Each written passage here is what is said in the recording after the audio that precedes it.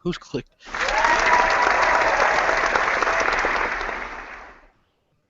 Hey, what's up, everybody? Welcome to Xbox Nation. We're going to do a little bit of everything tonight. We got a lot of stuff to cover, actually, and then back to the division.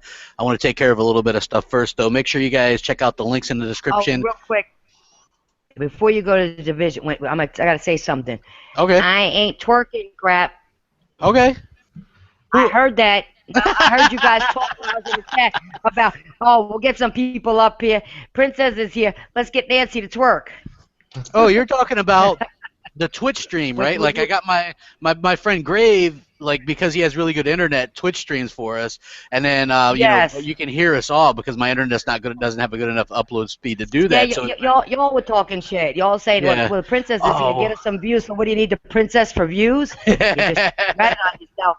Oh, you guys got to hear some of the stuff that goes on in that stream. It's absolutely hilarious. It's really phenomenal. We're actually going to be Twitch streaming tonight. After I get off here, so if you guys follow me on Twitter at @the_Crapgamer, you guys I'll tweet it out probably around like 9:30, 9:45, and you can see us like do some Dark Zone stuff on the Division tonight. It's usually really funny, good time, stuff like that. So again, follow me on Twitter at @the_Crapgamer. The merchandise link is under there as well. Buy some shit.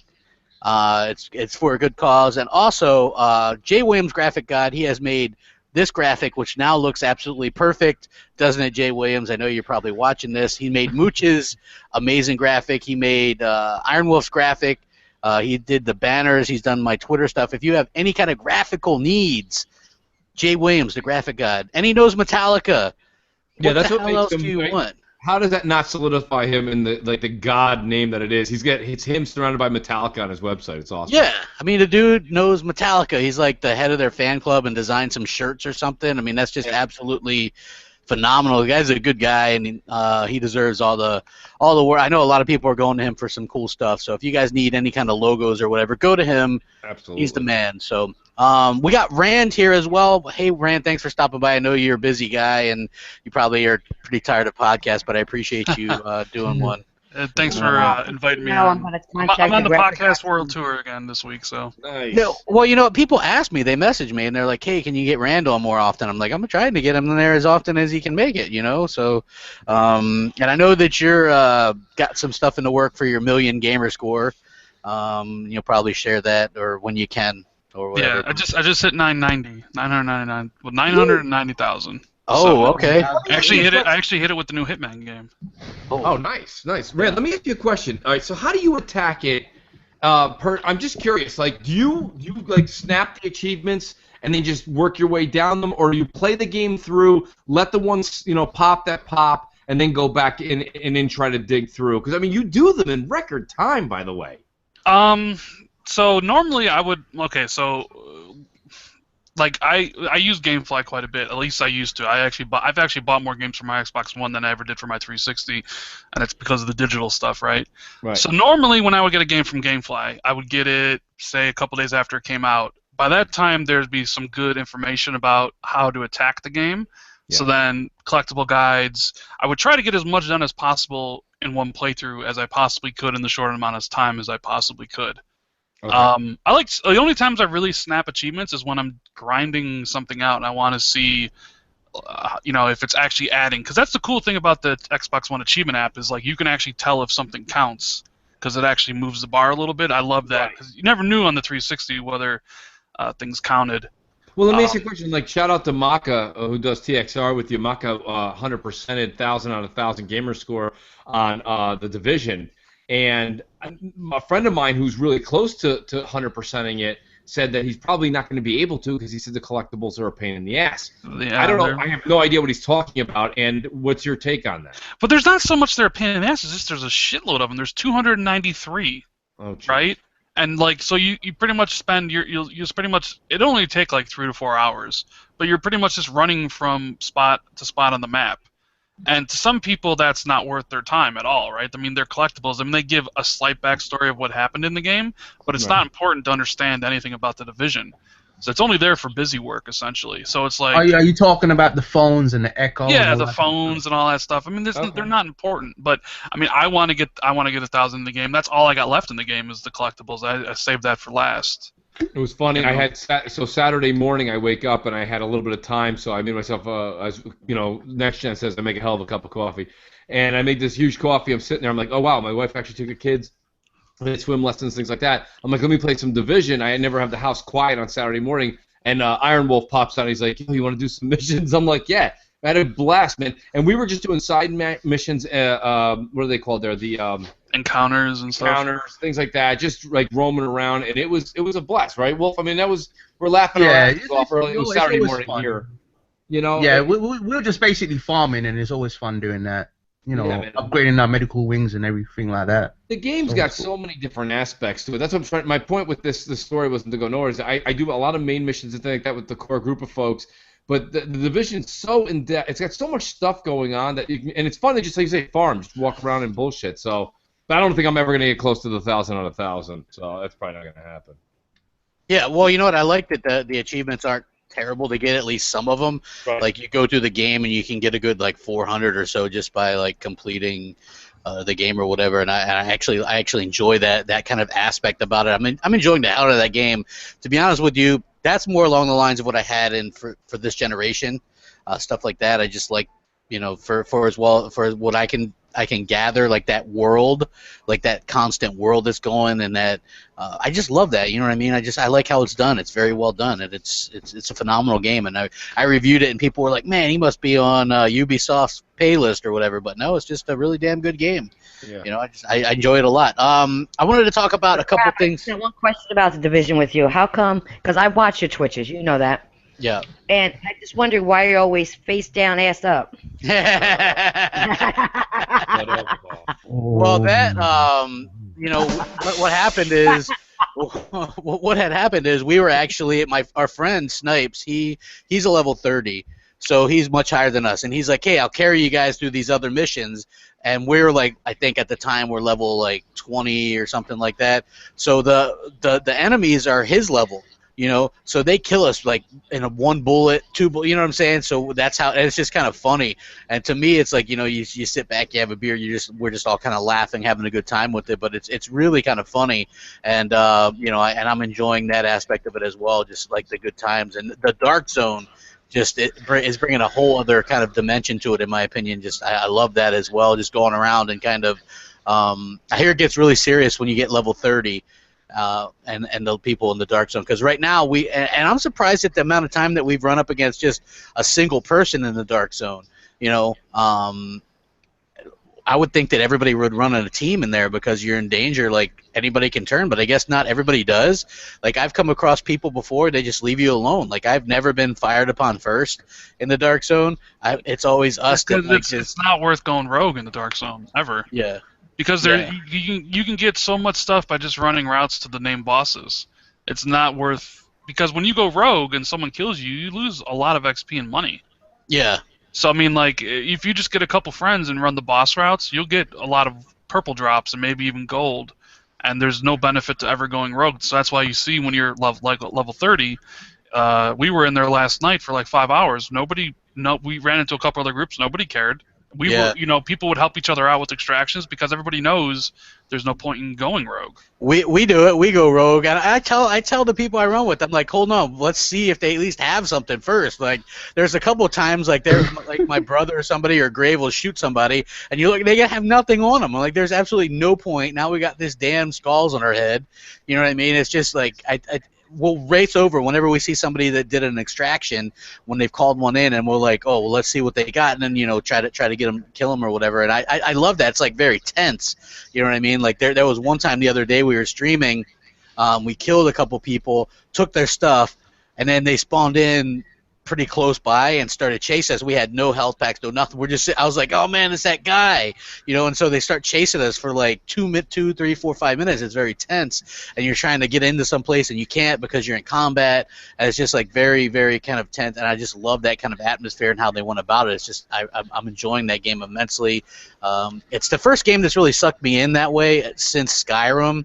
As far as like when I'm at work, I'm thinking about, you know, hey man, I can't wait till I get off work to go play that game some more. So I really think that they've really done a really good job with that game, and I'm looking forward to the content and stuff. It's like that might be a game I'm gonna buy the season pass for, and I never do that. Well, I heard we're gonna get like raids and shit like that. Yeah, So, and like daily, aren't they going to do like dailies and all that kind of crap? weeklies and that, yeah. Well, they do. The So they daily's do already it. active, right, Rand? Yeah. You're doing So that you- now. They have essentially so when you beat the game and get level 30, they got the daily hard missions open up and the challenging missions, right? So essentially look at it like the daily hards as a strike in Destiny, right? They'll guaranteed purple drop, and then the challenging one, and I'll say this, it's quite hard. Like there is the difficulty jump between a hard mission and challenging is very, very steep. Like ridiculously steep. Well, But there's like something going on, Rand, and let me interrupt you because I know you played this game too. I believe you did. I played a lot. I played once or twice with Maka, but like my point is, I played what was it there? Rainbow Six. Ubisoft has really got AI down. I mean, would you agree with me with that? Their flanking is definitely above par. There's times where I got my back in the Division. My back's against the wall. I look left and right. I make sure there's nobody there. Then I start to focus in on whether it's the captain, the yellow, or whatever. Remember, I'm only at level 17. But I'm fighting and going, and all of a sudden, out of nowhere, all of a sudden, I'm like, boom, boom, and there's nobody in front of me hitting me. Turn around. There's a dude right around. I came around the side and flanked. And that was some of the amazing things I saw in Rainbow Six that they've parlayed into this game. And, I mean, this is one thing that people are not talking about. One of the most critical things in games are the AI is too dumb. The AI is too dumb. This one's not. It's a little too much the other way. They will chase your ass for a block or two. They're pretty smart because if you try to revive somebody who's next to you, they'll throw a grenade at you. You know what I'm saying? It's crazy. The enemy AI is really, really aggressive on challenging. Like, they rush nonstop. I mean, not to mention, like, if there's a sniper, he'll down you in one shot. I mean, it's quite. I mean, like you could run through. Like I redid all the level missions on hard, right? And it's a joke, especially when you're. Like I think my stats are like I do 110,000 DPS with my primary and I got 80,000 health. So I'm never taking cover on hard. I'm just running right up to enemies and just mowing them down with my SMG. Like, but when you go to challenging, because all the enemies are level 32 and they're all gold enemies, right? Right. Like you have to be in cover. It actually becomes the game's actually much more fun because you need teamwork to survive challenging. Everybody have to set right of skills to survive because if you don't work together as a team, you're gonna get destroyed. And so I mean, so the challenging mode in comparison to Destiny is their version of Nightfall or Nightfall. Is that? Yeah, it's Nightfall. Yeah, it's Nightfall because you get a guaranteed gold drop. You also get Phoenix credits. So the Phoenix credits you can collect, and then you can buy high-end weapons at the base of operations in exchange for that. I think this game is like I said before, like it surprised me. I wasn't looking forward to this game at all. I thought it would just be your typical Ubisoft. Just time waster, but I've really enjoyed my time with it. Maybe that's because of the co-op. Like I always had somebody to play with. Yeah. But I had a lot of fun, even though like the shooting and stuff isn't very good. I mean, the cover mechanics, the actual shooting in the game, is very just your typical. It's been done much better. Yeah, it's been done. I mean, it's done better in Gears. I mean, Gears is like the quintessential. Like, it's probably the best third-person shooter. But something about this game is just a lot of fun to like fuck around with your buddies in, Yeah, that's it. Like I could never play this game by myself, but like when my friends are all like, "Hey, let's hop on," you get on it and you just have fun with it. And I think that those type of games can't be taken for granted because we haven't had a lot. We're 2.5 years into this generation, and this is realistically like the second one. But I'm glad we're starting to see more of them. Crap, I'll tell you the truth. You said that early on when the game came out last week, and I was totally on board with you. But I will say this much. There's something to be said for playing alone. Just before Wolf got on, I was just roaming around for about 30, 35 minutes, and I was finding some of the what are those things called? They're the holograms there you pick up. Oh, God, the echoes. The echoes, and I'm listening to the story because I can put my controller down, listen to it. You can walk through them, and it's cool because it moves all like the orange beads. Everything kind of moves as you walk through it. Very Quantum Break-ish, if I may. And it's very cool to be able to do that and hear the story. And then when you're farming, don't get me wrong, would I want to do main missions alone? No, I'm with you there. That's or Dark Zone? No way. I want to do that with friends. But I mean, there is something to be said to explore and walk up some of the fire escapes on the sides of the. You can hop up. You can go into apartments, pick up things, open things, get some neat little things. Just things that are like cool to like attach to your character. Whether it be a scarf or a hat or something like that. Your buddy's like, "Where'd you get that?" You're like, "I don't know, some apartment I was walking in and out of." Yeah. So I mean, like, you're right. It's definitely 95% of the time something you'd rather play with your friends. but there is a time and a place, I think, for this game running solo too. Yeah, I agree. Just turning, because I know people have been asking me. I've been getting a lot of messages about this PlayStation VR pricing. Oh, sure. And yeah, you asked me to go on yesterday, but I was already like pre-committed to do something else. So people are like, what do you think about PlayStation pricing and all this stuff? I'm surprised they came out with pricing, but I kind of guessed what it would be. But the thing that surprised me the most was everybody's like, wow, this is such a great deal. It's, Sony saves the day again. And I kind of warned everybody about this, right? I said, this is what's going to happen. They're going to come out with some kind of thing. And they did it very sneakily, I thought, you know? You mean the conniving little bastard that Andrew House is? Yes. Yeah, they're like $3.99. Here's everything in the box, and it's just like wires in the headset. But you can't just play with just that. You need at least the camera, right? Which is $60. So you at least need the camera. So you're looking at $460 plus tax or whatever. So damn near $500, depending on where you live. Because if like where I live, it's like $6 on every 100 or whatever. So that's not the most surprising part to me, Crap. The most surprising part is they said they're profitable day one on it. You know what that is? Like, I'm surprised that they wouldn't decide to take a loss. But then again, I bet they probably figure that the techies and stuff are gonna and the people that really like new tech are gonna buy this regardless. I thought for sure they'd be taking a loss for at least a year on it. But yeah. I mean, I don't know. Like the camera thing, I know people are upset. Like I'm gonna take the devil's advocate position here, right?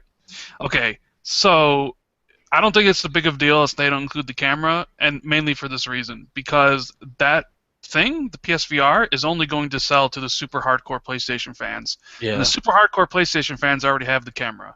Yeah, and that is a good point. They're not going to sell the camera to people who already have the camera. That's why there's the bundle. They have the bundle with the move stick and the camera for people that don't. But like if you don't have that and you're looking at $500, it's kind of like eh. And then even people who don't have a PlayStation 4, you're looking at $500 for the bundle, $350 for the system. That's $850 plus tax. You're looking at like $920. Yeah. So there's no way they're specifically targeting the existing super hardcore PlayStation users. Yeah. Well, they said they had, I forget what percentage it was that already had the eye or something, but I think it comes out to something like it's like 15. It's like 15%, right? Yeah. It's like 6 million or something. 6 million, yeah. And they're expected, or they're forecast to sell like 1.6 million this year, which they'll probably easily do.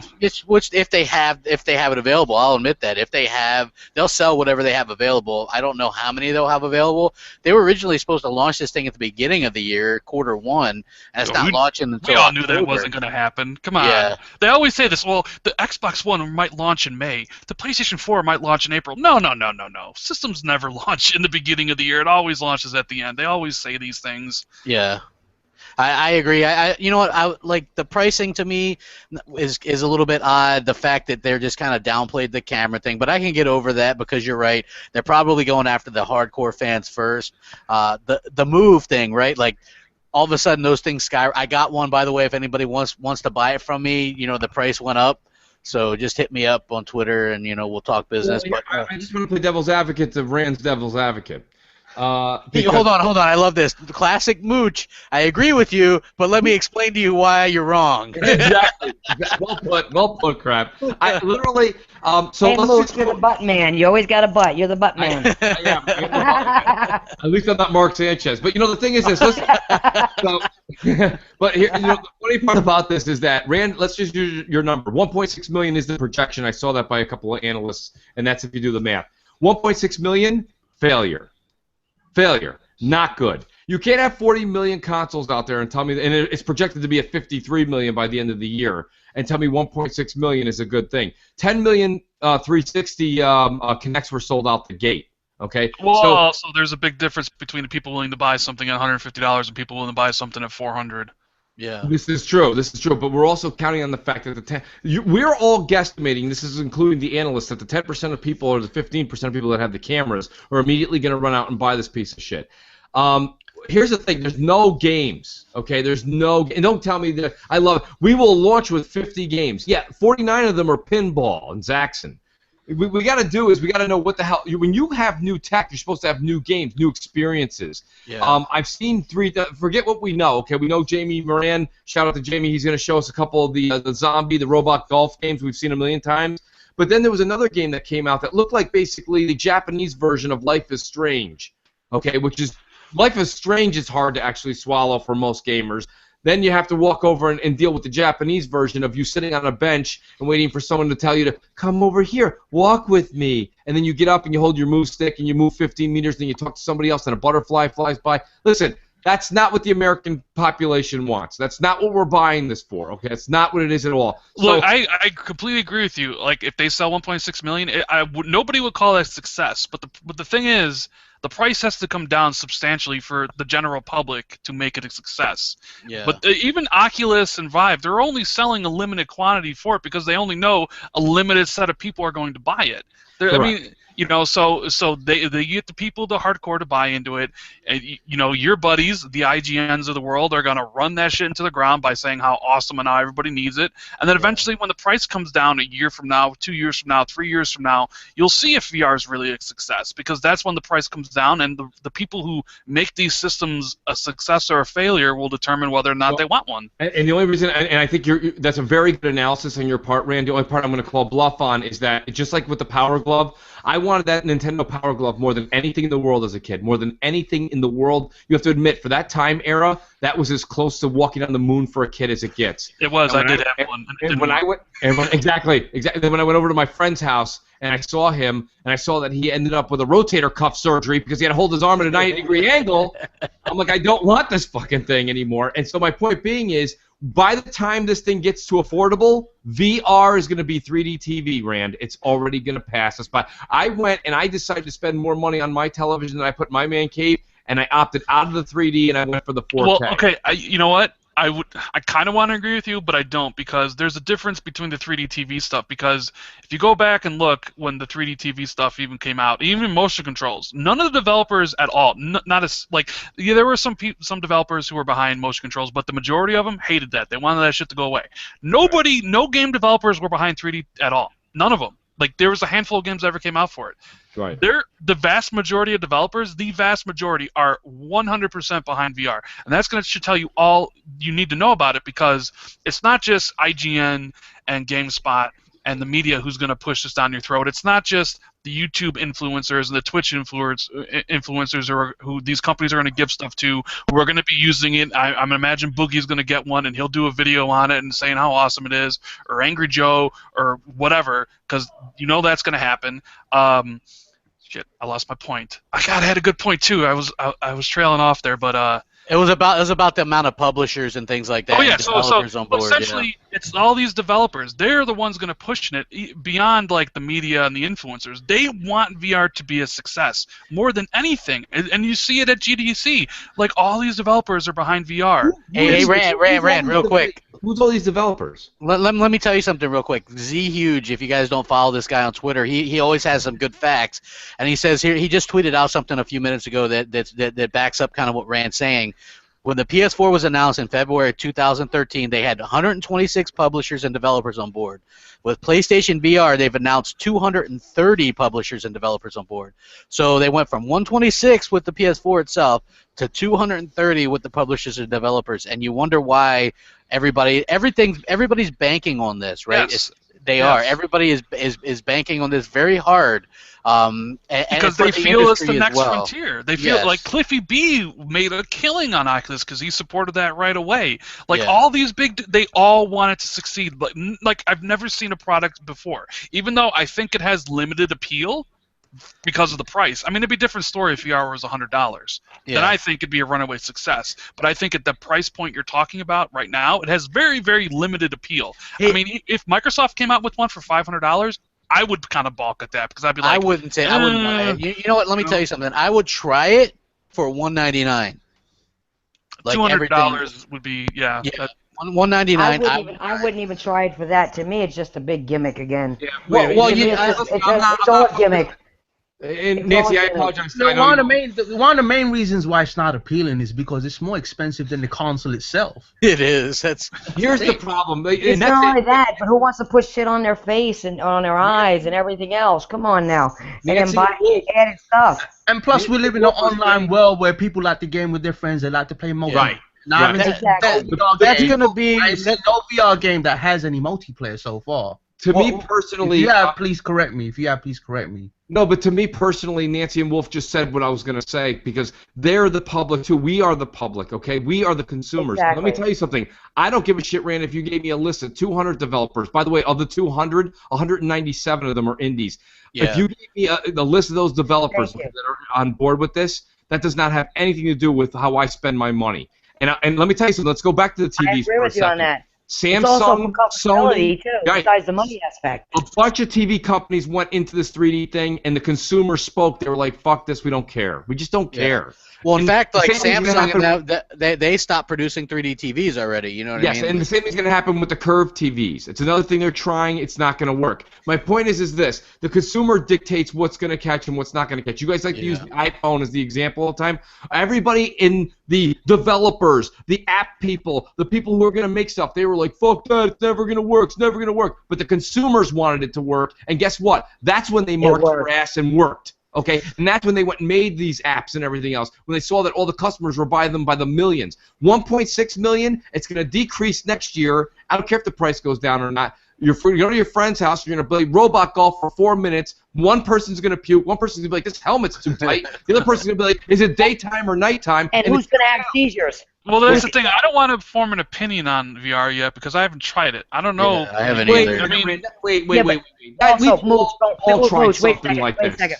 But Mooch, going back to something else you said a while back, a lot of the consumers, and even if they're talking about, PlayStation or Xbox, for the younger kids, who buys it? Mommy and Daddy. You've mentioned this how many times?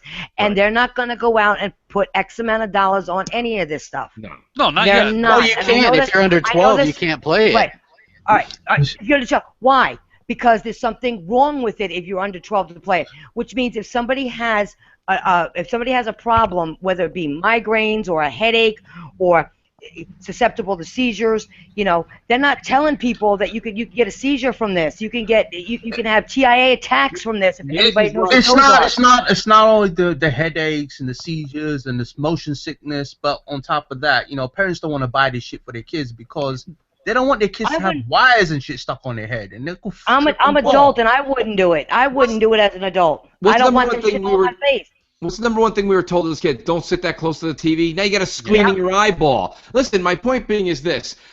Gamers have more problems than Carter's got liver pills. Gamers complain about everything. Every fucking thing, right? Here's a new controller. It hurts. I don't like this. It hurts. Oh my God, we're going to do this. No, don't give it to PC. We're going to go over here. No, we're going to do that. We're going to give you everything for free. It's not good enough. I want more free shit. We complain about everything. Now you're telling me that I have to have 7 cables dangling from me into a processing unit, a motorcycle helmet on my head. I don't know who the fuck's in the room and who isn't. 2 dongled controllers in my hand. The games are ridiculous, and it's $400. Right, it looks it's a stupid. fail. All the way through. It looks stupid, but I still want to try it before I form a definitive opinion on it. Yeah. I still think it could be really cool. Hey, here, let me ask you guys this real quick. Have you guys thought about this as just because we all want the industry to be okay, right? Like that's the bottom line. We need the industry to be okay. This hurts the industry. And I've seen hold up. I've seen a lot of little things that make me on edge a little bit as to where there could be a potential crash and things like that. If this fails, it doesn't have to be huge, like take over everything, but this could be something that helps push console gaming. Maybe Microsoft will do it too, and Nintendo. But this could help people. It could help console gaming to grow. Yeah, it could be the new Wii. Yeah, and I'm just saying that takes off. Yeah, and even though not everybody liked the Wii, we had a generation where damn near all 3 had almost 100,000 or 100 million units sell, and they could help because if you look at it, what would put some over your eyes help? No, I'm not saying that would be for you, but I'm just saying, look, it could help in general because people that would maybe want to try this, they would buy a console. Okay, all right. Are you guys gonna buy the house? Are you talking about this? But what about the HoloLens? Are you gonna try that? No, I'm not buying either of those. They're too expensive for me right now. But that's not to say that I wouldn't want to try these things. And then maybe if the tech is there. Even at $200, you said at $199, I'll try it. And if you don't like it, you just put out $199. Well, I want to try. Yeah, I want to try it out first. $200. Yeah.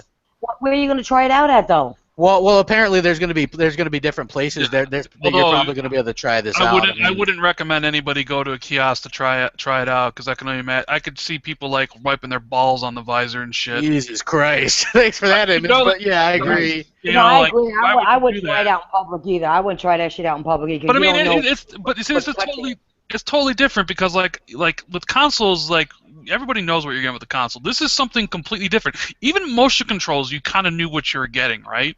Yeah. Like you knew just from watching, it's like okay, like you throw the remote control like you bowling or whatever, and this happens. Like it makes sense. I think for a lot of people, this is a strange thing because because you've never experienced virtual reality before. Yeah. So you have no idea if this is going to be the greatest it was all thing cheesy, ever, like that, or a piece of shit, right? Here's the best analogy I can give you. You go buy a hot tub. A hot tub costs anywhere from $6,000 to $8,000, right? When you put this thing up to 103, 104 degrees Fahrenheit, and you get in it, after 15, 20 minutes, your body just starts to react different. Okay, you might as well add some carrots and potatoes into the fucking thing. It starts to get a little hot. You get a little dizzy. What I'm trying to say here is we're playing Division, for example, okay? We're playing this thing for 3-4 hours a night. Tim Dog's up till 4 in the morning. He's missing work. All right. Yeah. I don't think VR. 20 minutes, 30 minutes. I don't think VR is meant for those sessions. I don't think you'll be playing 4 hours straight. And Rand, right there is case in point. The defense rests. What I'm trying to say is, why would you get it then? Because it could do something different that is even more. For 20 minutes. I'm not saying 20. I'm not saying 20 minutes. I mean, you could probably wear it in there for an hour. But I mean, like when I was younger, I would do 10, 12-hour game sessions. But like, there's no way. They probably would even caution you against using PSVR or any VR for 12 hours. But that's not to say, look at that Star Wars Battlefront experience in VR. Like, that could be the coolest thing ever. Like, there's two, Rand, did you see it? There's two different there's two Star Wars things, right? There's Star Wars Battlefront. Yeah, but guys, even if you do this for an hour, okay, like Rand was just said, maybe just an hour or something, okay, not 10, 15 minutes. You take that shit off, you probably so into that stuff shit in your eyes, you're probably going to fall on the floor once you take it off. You're going to be like stupid drunk. Yeah, not only are you disoriented from it, you're probably not going to do it the next day. You're not going to do it later on that night. It's just exhausting. Well, here's the I don't know. I've never tried. Wait, let me give you an example because I want you and Rand to hear these examples that I have. I've been thinking of. Now, have you guys been to Disney World any time recently? Crap, you're in Florida. Have you been there at all lately?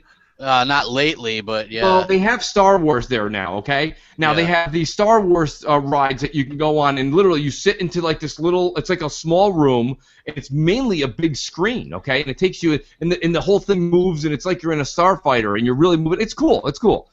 And then across the way, there's just a massive, mammoth roller coaster, okay? Old school roller coaster. That roller coaster line is 75 times longer than the one to go see the awesome effects of the Star Wars ride. My point being is, after you've done the Star Wars ride, you don't want to wait in that, even though it's a mediocre line, you don't want to wait in that one again because you're like, kind of experienced it already. I'm just going to sit here, my seat's going to shake a little, and the 3D effects are pretty cool, but I've seen it. That roller coaster, I want to go on like 8 more times. Point in case here is that, like, literally, you play a game. I want to play a game. I want to come home and play the game for a while. I don't want to have an, quote, air quotes, experience in my house nightly for $400 occasionally. Well, that's why you don't have to buy it at $400. Yeah, I'm not making the argument that it's going to be successful out of the gate, because, I mean, they'll sell what they sell. That's the only time it's going to be successful is out of the gate. Well, look, as far as I'm concerned, I'm interested to see how it's going to be doing 6 months down the road. Look, Worrywart, good guy. He's sold on it. He's like, Worry is part of that 10%. Yeah, so, and look, there's two Star Wars things. There's the Battlefront Star Wars thing, which is exclusive to PlayStation VR. Right. They also have an exclusive Assassin's Creed game as well on PlayStation VR. Also. For Kinect too, crap. Yeah. Also, there's a Tatooine Star Wars thing that I saw a demo of today, where you see the Millennium Falcon land, and you can look all around, and there's R2, and you have a lightsaber. I mean, I think that But the main question that I would have is this: you have all these developers making games for this, including some big ones. Yeah. If they don't sell, and a lot of these games don't look like you actually do anything in them. They just like you're looking around. Well, it's like any launch game. Crap. Yeah. They don't know like how far they can push the system yet. They don't know if they want to go 100% in. So it's not worth DICE making a full-on Star Wars VR experience yet. It's worth it for them to maybe do a cheap short one. That would be something that like would lure me in though. Like if they did a good one, you know what I mean? Like a good Star Wars simulation or. You know what I mean? Where like that would be something, and then look, it's not going to be something that I would use every day or whatever. But what do people always say? Like you never want to be the what do they call it? The first buyer of a product. An early adopter. You don't want to be the early adopter, right? Yeah. Because like Xbox One, $500 day one, right?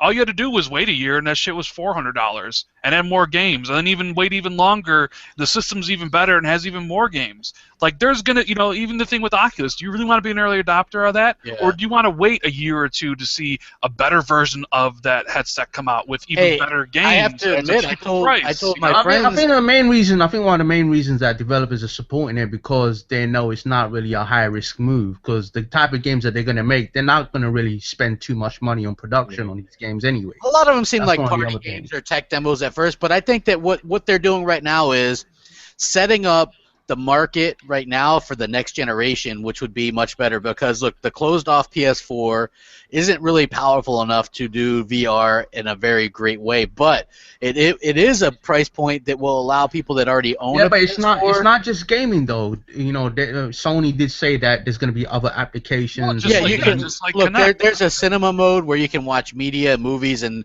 you can and play all your regular PS4 games just in a cinema mode. And there's 3 levels of zoom on this as well. It includes PlayStation VR room. There's a Battlefront VR experience that's exclusive. There's over 230 developers working on content for it. You have the media really shoving this down your throat because they have to, because a lot of developers' probably livelihood is depending on this thing doing well. Well, could you just imagine, like, you're wearing that thing and it'll be like you're at a football stadium watching a game.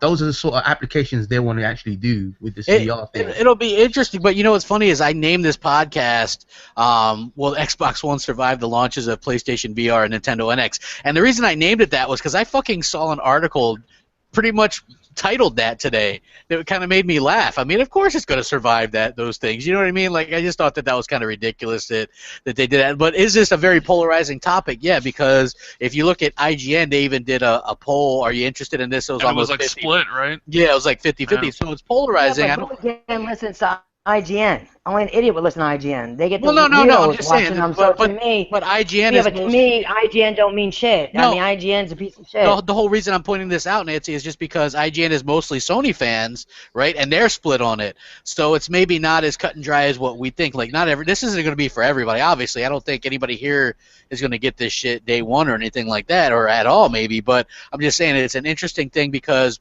for one, there needs to be some kind of growth. People are saying consoles are dying out. This could give a boost, even if it's not for us, maybe a boost to some casuals, or it could end up benefiting everybody if this thing does, not just on Sony's, but then Microsoft has to have something up their sleeves. They have to. I've even seen people, you're talking about casual people that went to movies casually, love 3D movies, but still wouldn't put on the 3D glasses, and they're just a little piece of paper. So why would people put on this? Exactly. Why would people put on this? Well, there's gonna be a group. I mean, big gimmick, and I don't think it's. There's always a crowd for stuff like that. That's the thing. Yeah, small crowd compared to the majority. Well, yeah, but that's what we're discussing.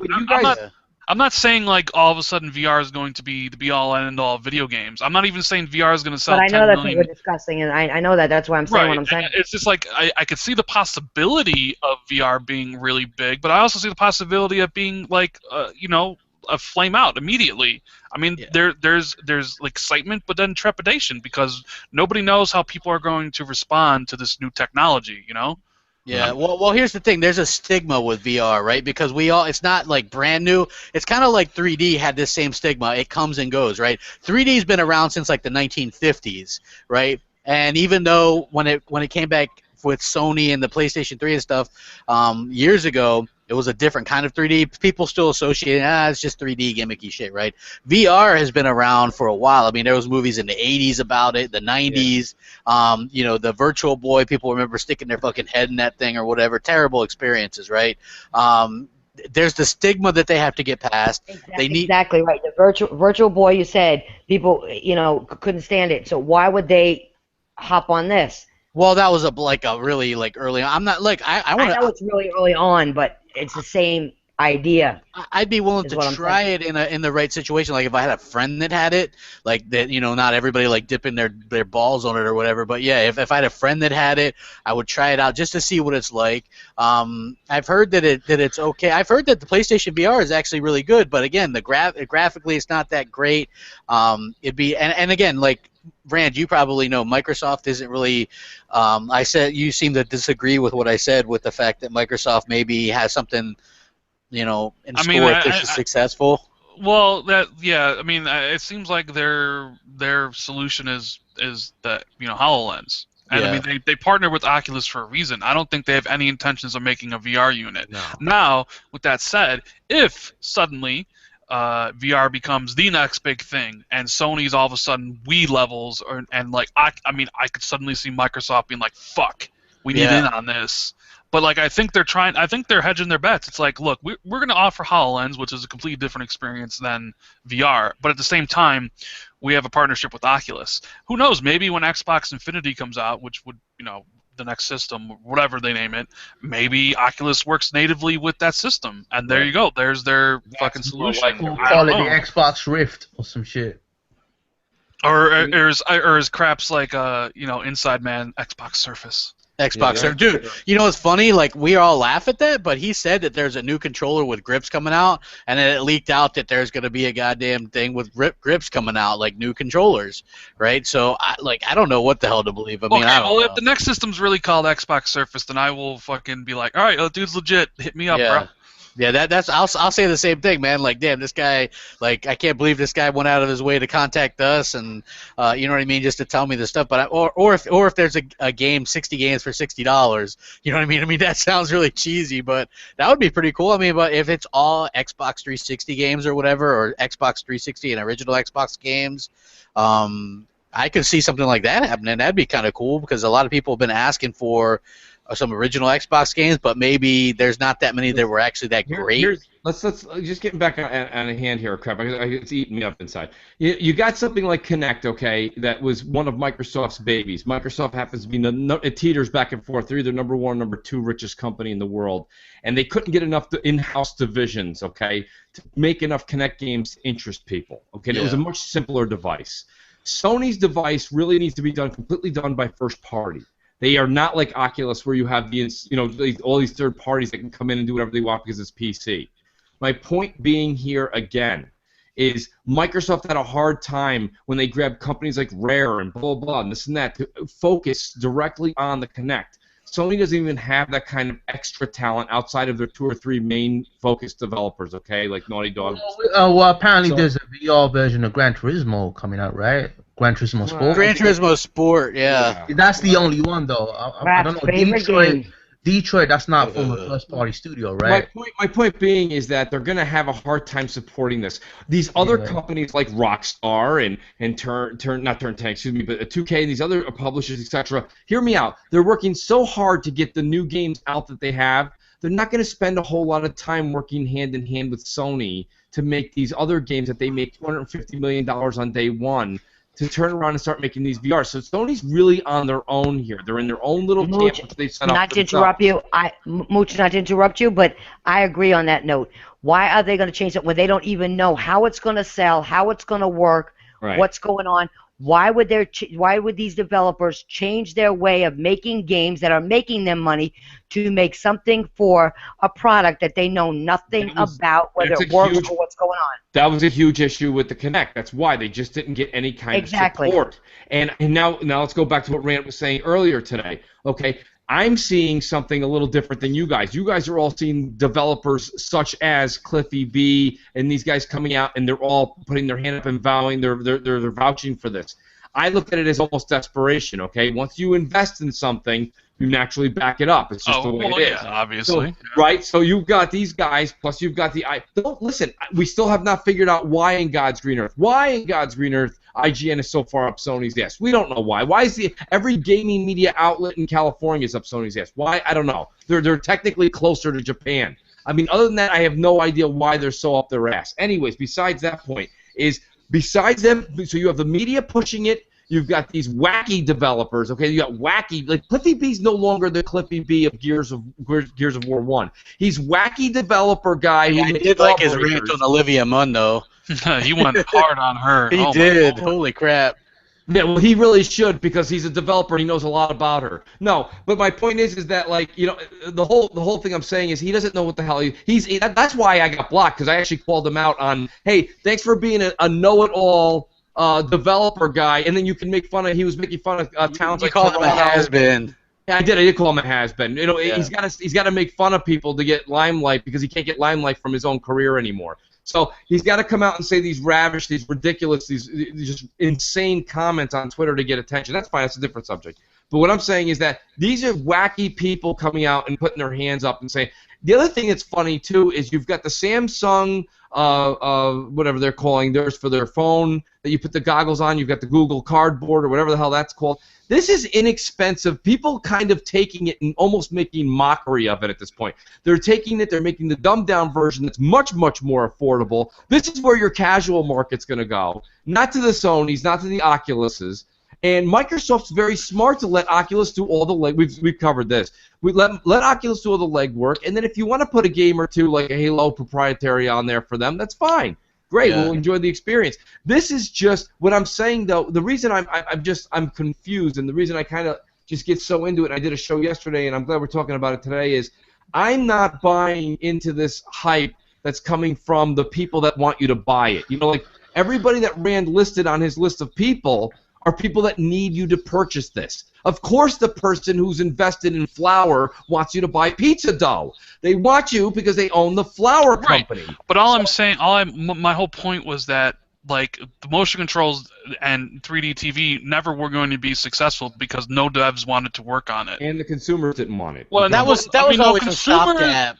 Consumers wanted motion controls. The Wii is proof of that. At least a subset of consumers wanted it. But, that's why I'm saying I think VR is a little bit different because it seems every game developer wants this.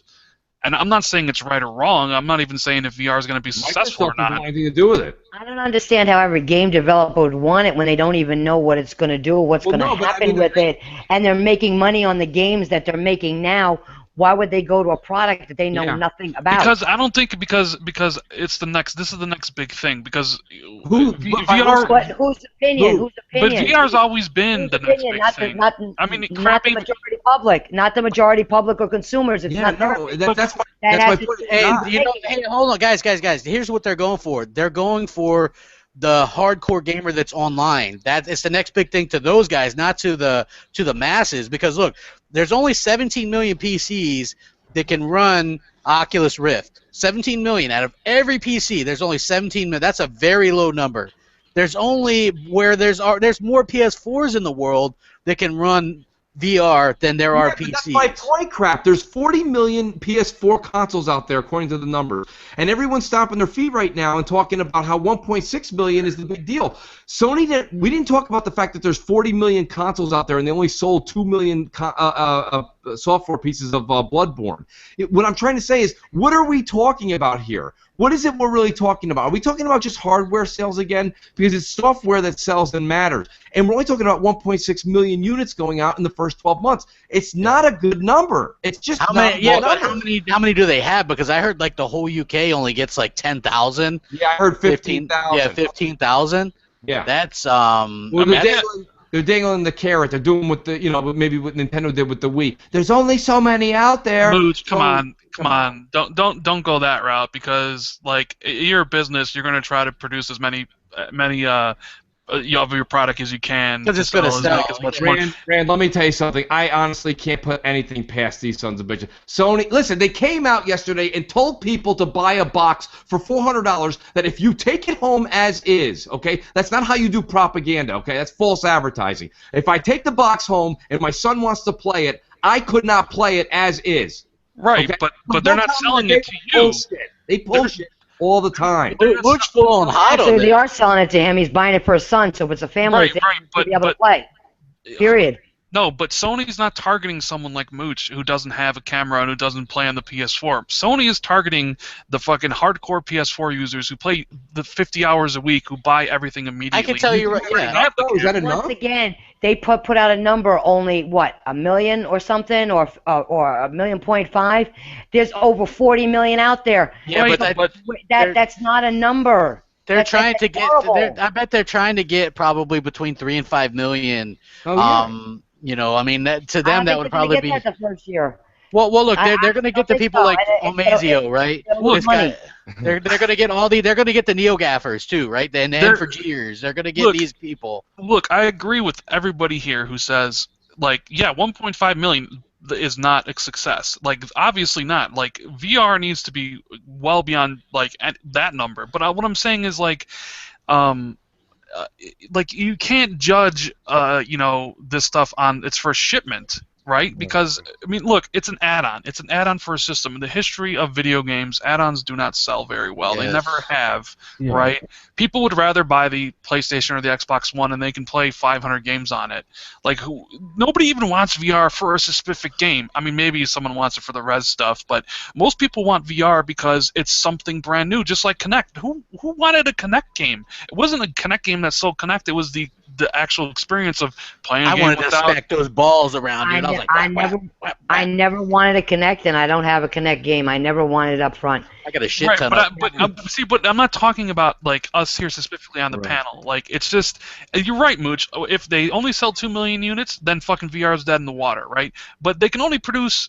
I would assume Sony would want to sell as many as they could make so they can make VR better, because obviously they want VR to be successful. They put a lot of money into it. So if they only can produce 1.6 million units, and if they sell out of it, that's fine. And then it builds and builds and builds, and eventually it reaches that, because $400 is not a good price point for this. I mean, So they're gonna see how the first shipment sells and where it's sold at, and then obviously more shipments to come. Yeah, and, I mean, and probably when they mass produce it more, and then more publishers embrace it, and then when more people go ahead and buy exactly. then obviously, and it is better positioned than, say, Oculus or Vive. Just some simple fact, there's like 40, like Crap said, 40 whatever million PlayStations versus 17 million. And it's a cheaper version, so yeah, they're already VR ready. You know what I mean? Like, you got 40 million ready. And this isn't saying like it's going to be successful, because I honestly think it has a huge uphill battle. Yeah. Because it is so fucking expensive. Because like someone who's thinking about, like, who doesn't have a PlayStation, it's like, yo, that's $1,000 fucking dollars potentially. Like, if it came out this year, Right. nobody's gonna do that, because at $1,000, fuck, you can get a PC and Oculus for almost the same price at that point. Well, that was my. That was one of my points, Rand. That was one of my points before. Who's gonna buy it with all the parts that that you have to put together with it for almost $1,000? Nobody. And a lot of people. That's my. but they're gonna buy it because. I've heard a lot of. Wait a minute, one second, Wolf. I've heard a lot of people say, who even own a PlayStation, okay, that they don't have the money to go keep doing this, that, and the other. Sometimes they wait for the games to go down in price to even buy them. So who, even if they're hardcore, they still have to wait. Even if they play it all the time, doesn't mean they have the money to buy it. You're right. You're price like absolutely that. right. But that's why me and Crapper way out of the water for something that's brand new as well. Me and Crapper is saying they're selling the PSVR to people who fucking spend 50 hours a week on the PlayStation already. That is their target audience for this initial shipment. That's not who their audience is going to be 2 years from now, though. Yeah. Okay, but you know what, Rand? That's $50 a week. Maybe they put it in their budget to be able to spend $50 a week. They can't add another, $300, $400, up to $1,000 into that budget to put out of their pocket up front. They're breaking that down per month or per week. Well, you know what they're probably trying to do? They're setting themselves up now to sell probably a bundle with a PS4 and all this together for like $500 in a couple years. You know what I mean? $550. That's probably the goal. They have to get to that point first. They have to prove that they can support it. And the big thing that I'm seeing is, with all the developers that are like throwing their hat in the ring on this thing, Sony's doing very little. They're actually, they're taking very little risk. Most of these developers are third party and like indie developers and stuff like that. There's very few that I've seen as far as they're big first party devs or whatever. You got this like Gran Turismo game and stuff like No Man's Sky apparently is getting worked on. Crap. PS Vita was $200 and something. They never bundled it in America. There's no way they're going to take a $400 helmet. Do you know how big that box would have to be with those cables? Listen, what I'm saying is, this is what gets me a little bit aggravated, okay? Microsoft comes out a few weeks ago and says they're going to do something that's actually really revolutionary, something where they're like, how come we can't start tying our... People have been saying this shit for 15 years. How come we can't start tying our Xbox into the PC? They finally say we're going to start doing things like that, and people like the whole city of Detroit went up in flames, okay? Everybody lost their fucking minds. Here's a company that's got an irate product, a ridiculous price. They lied at the podium when they gave the price. They didn't tell everyone the truth. We still don't know what the complete bundle is going to be, okay? And here we are, we're speculating only rainbows and sunshine. Hey, in a year and a half, they're going to have a magnificent box with everything in it, and it'll be $300 because it's Sony, and they can do it. Like that. This is the same thing when we had a conversation a couple weeks ago when you said it was going to be $250. And I said, there's no way. And I said $600. I said the same thing. And I said, higher, it's spot on. It's going to be $550 for somebody who doesn't have the eye, all right? So my point being here is literally, we got to stop. We got to stop. I thought that was crazy. We gotta stop kissing Sony's ass, assuming everything with Sony be good. Oculus came out and announced the $600 price tag in the kit, okay, that came with an Xbox One controller. It was a 35-second clip on the Fix on IGN with Naomi Campbell and her fake veneer teeth, okay? That was what we got with Oculus Rift. She's got some Steve Harveys. She definitely does. But then at the same time, okay, this thing comes out, and we're at 48 hours of news. It's like literally neck and neck with presidential election coverage. This is ridiculous. And I told you, Sony broke the internet with that price point. But it's not the right price point. It's breaking the internet. I know. It's a lie. It's a bland. Well, I know. Hey, look. Flat-out lie. But me and Rand aren't saying we love it or anything like that. We're just saying that this. I'm not really getting mad at you guys. But this is the thing. This is the thing. No, this is the thing. Sony are usually good when it comes down to bringing out a price like that. Do you remember the PlayStation Vr, right? They put out a price out there. People thought it was a good price, but then you had to buy the memory card and everything and all the peripherals. Same thing with this.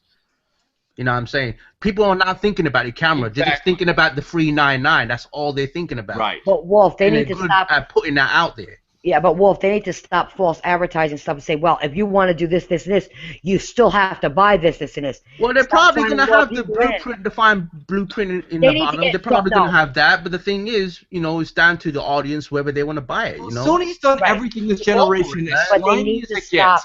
They need to get in trouble for false advertisement. Okay, they had the cardboard cutout for Christmas. That Star Wars Battlefront only on PlayStation or exclusive to PlayStation. But then you had to read the fine print. Who the hell at GameStop has a magnifying glass stapled by a rope so you can actually pick it up and read the fine print that says only these 2 characters in this map? No, people walk by and they're like, oh shit, that's crazy. I can only buy this on that system. Now they have this here, and people are listen. Crap, you say it all the time. I'm paraphrasing you. The public is an idiot. They don't know. So a guy, soccer mom, Jody, from Tim Dog's example yesterday on my show, goes to buy the VR. That all she keeps hearing is, I don't know, my kid keeps jumping up and down saying he wants VR. He wants VR. It's October. I'm going to go get it. It's his birthday. You come home, and the kid goes, well, Mom, where's the camera? And she's like, what camera? I bought you the VR set. That's what the guy said. No, it's another $60. That pisses parents off. Like, what? I agree, but they did say there's going to be a box with. My ass would take that shit right back. Did you see somebody tweeted us that the Amazon UK #1 right now, PlayStation VR, #2 the PlayStation camera up 5,000%, #3 this game Riggs, Mechanized Combat League. It's apparently but crap, like Amazon UK and around station. No, but I'm just saying like Amazon UK and all around Europe. The quantity, like they don't have that many in stock anyway, so obviously it's going to sell out. I know.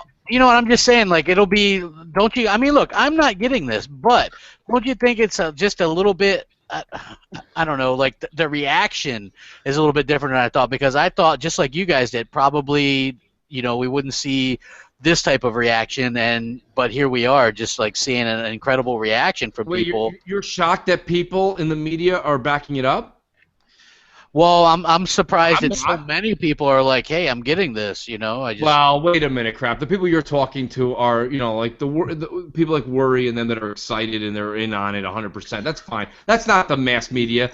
That's The vocal insane. minority, man. Yeah, that's extremely not the truth. And you got to remember the circle of people we hang out with. We're in people that know, okay? And that's why when I gave Rand to quote him. And my excitement here is not at anybody on the panel. My excitement here is at the general consensus in the media, again leading people by the hand into this flame of fire of $400. Look, the PlayStation 4 has been out for 2.5 years, and all people talk about, okay, I'm not going to mention any names, but people that we're friends with that have PlayStations, all they keep talking about is Bloodborne. 2.5 years, that's what you're talking about? Just a quick question. Hey. Just a quick question. You see the screen inside the PlayStation VR? Is it OLED display? Is it LCD? Like, what kind of display does it have? I think it's a OLED, right? Is it OLED? Yeah, I believe so. Oh, okay, because that kind of plays an important part too, because those displays actually really look good anyway on 4K TV. So yeah. Well, I mean, suppose, yeah. Well, look, it's gonna sell to a certain group of people. You know what I mean? It's gonna sell to a certain group of people. Like it's not gonna sell to us, but there is gonna be obviously a group of people that it's gonna sell to, and I'm interested to see how it does. I'm more interested to see how it does 6 months to a year after it launches. You know what I mean? Because you look at the Amazon bestsellers in America, and it's nowhere to be found. Like the PlayStation Move controller is 95th. You know what I mean? Nothing big. So I mean, we'll have to see how this pans out. Again, I'm not sold on this. You know what? If it really does succeed, I believe with Microsoft, they're gonna jump in on it, because Oculus Rift, that's a plan B. HoloLens, that's a plan A, but Oculus Rift, that's definitely a plan B, and they may find some sort of peripheral, like an external power unit, to actually support it on the Xbox. You never know. Yeah.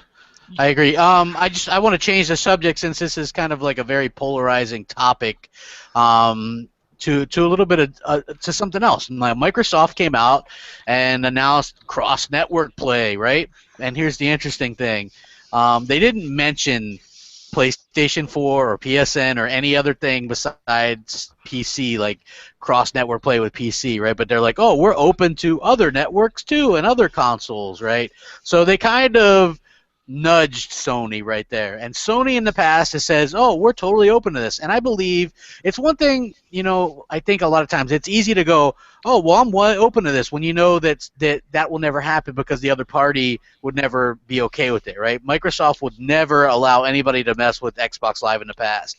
So Sony could easily talk out of their ass and say, we're perfectly fine with this years ago, knowing that Microsoft would never do it. Now, Microsoft has said, hey, we totally do it. And you had everybody jumping and saying, yeah, man, I can't wait, man. Call of Duty is going to be Xbox versus PlayStation. Or, never going to happen. Never going to happen. Hell no. Yeah, well, no, I mean, Sony, well, go ahead. So this is exactly what Sony said. They said PlayStation has been supporting cross-platform play between PC on several software titles, starting with Final Fantasy XI on PS2 and PC back in 2002. We would be happy to have the conversation with any publisher or developer who are interested in cross-platform play. Now, that's the most cagey fucking political answer I've ever heard in my life, meaning they've had several. So since 2002, they've had, a handful? And none with, I guess, other consoles. So basically, this is why Sony's not going to do this, because it would eliminate, like, friends buy what their friends have, right? And this would eliminate that. So there's no possible way that Sony wants to allow this. Like, if all your friends have PS4s, but you really want an Xbox because you like Halo, and if they started allowing stuff like Call of Duty crossplay and whatnot, then you could still get an Xbox and still play against your friends on Call of Duty. That's why this is never going to happen, aside from Rocket League, indie games. Yeah, like indie games. Although I did see the Friday the 13th devs tweet that they're talking to Microsoft about getting this, but I'm pretty sure that was probably just maybe crossed with PC or whatever, I don't know. But you will never see big AAA developers or anything, because it has to be built from the ground up, I'm sure. It's much easier for a game like Rocket League as opposed to something as a big endeavor. But it would be cool though. I'm on board. It'd be really cool. Yeah. Like how cool would say Division? Like Division, like if you got into the Dark Zone and it was cross-platform, right? And like PlayStation users were highlighted in blue, and Xbox users were highlighted in green.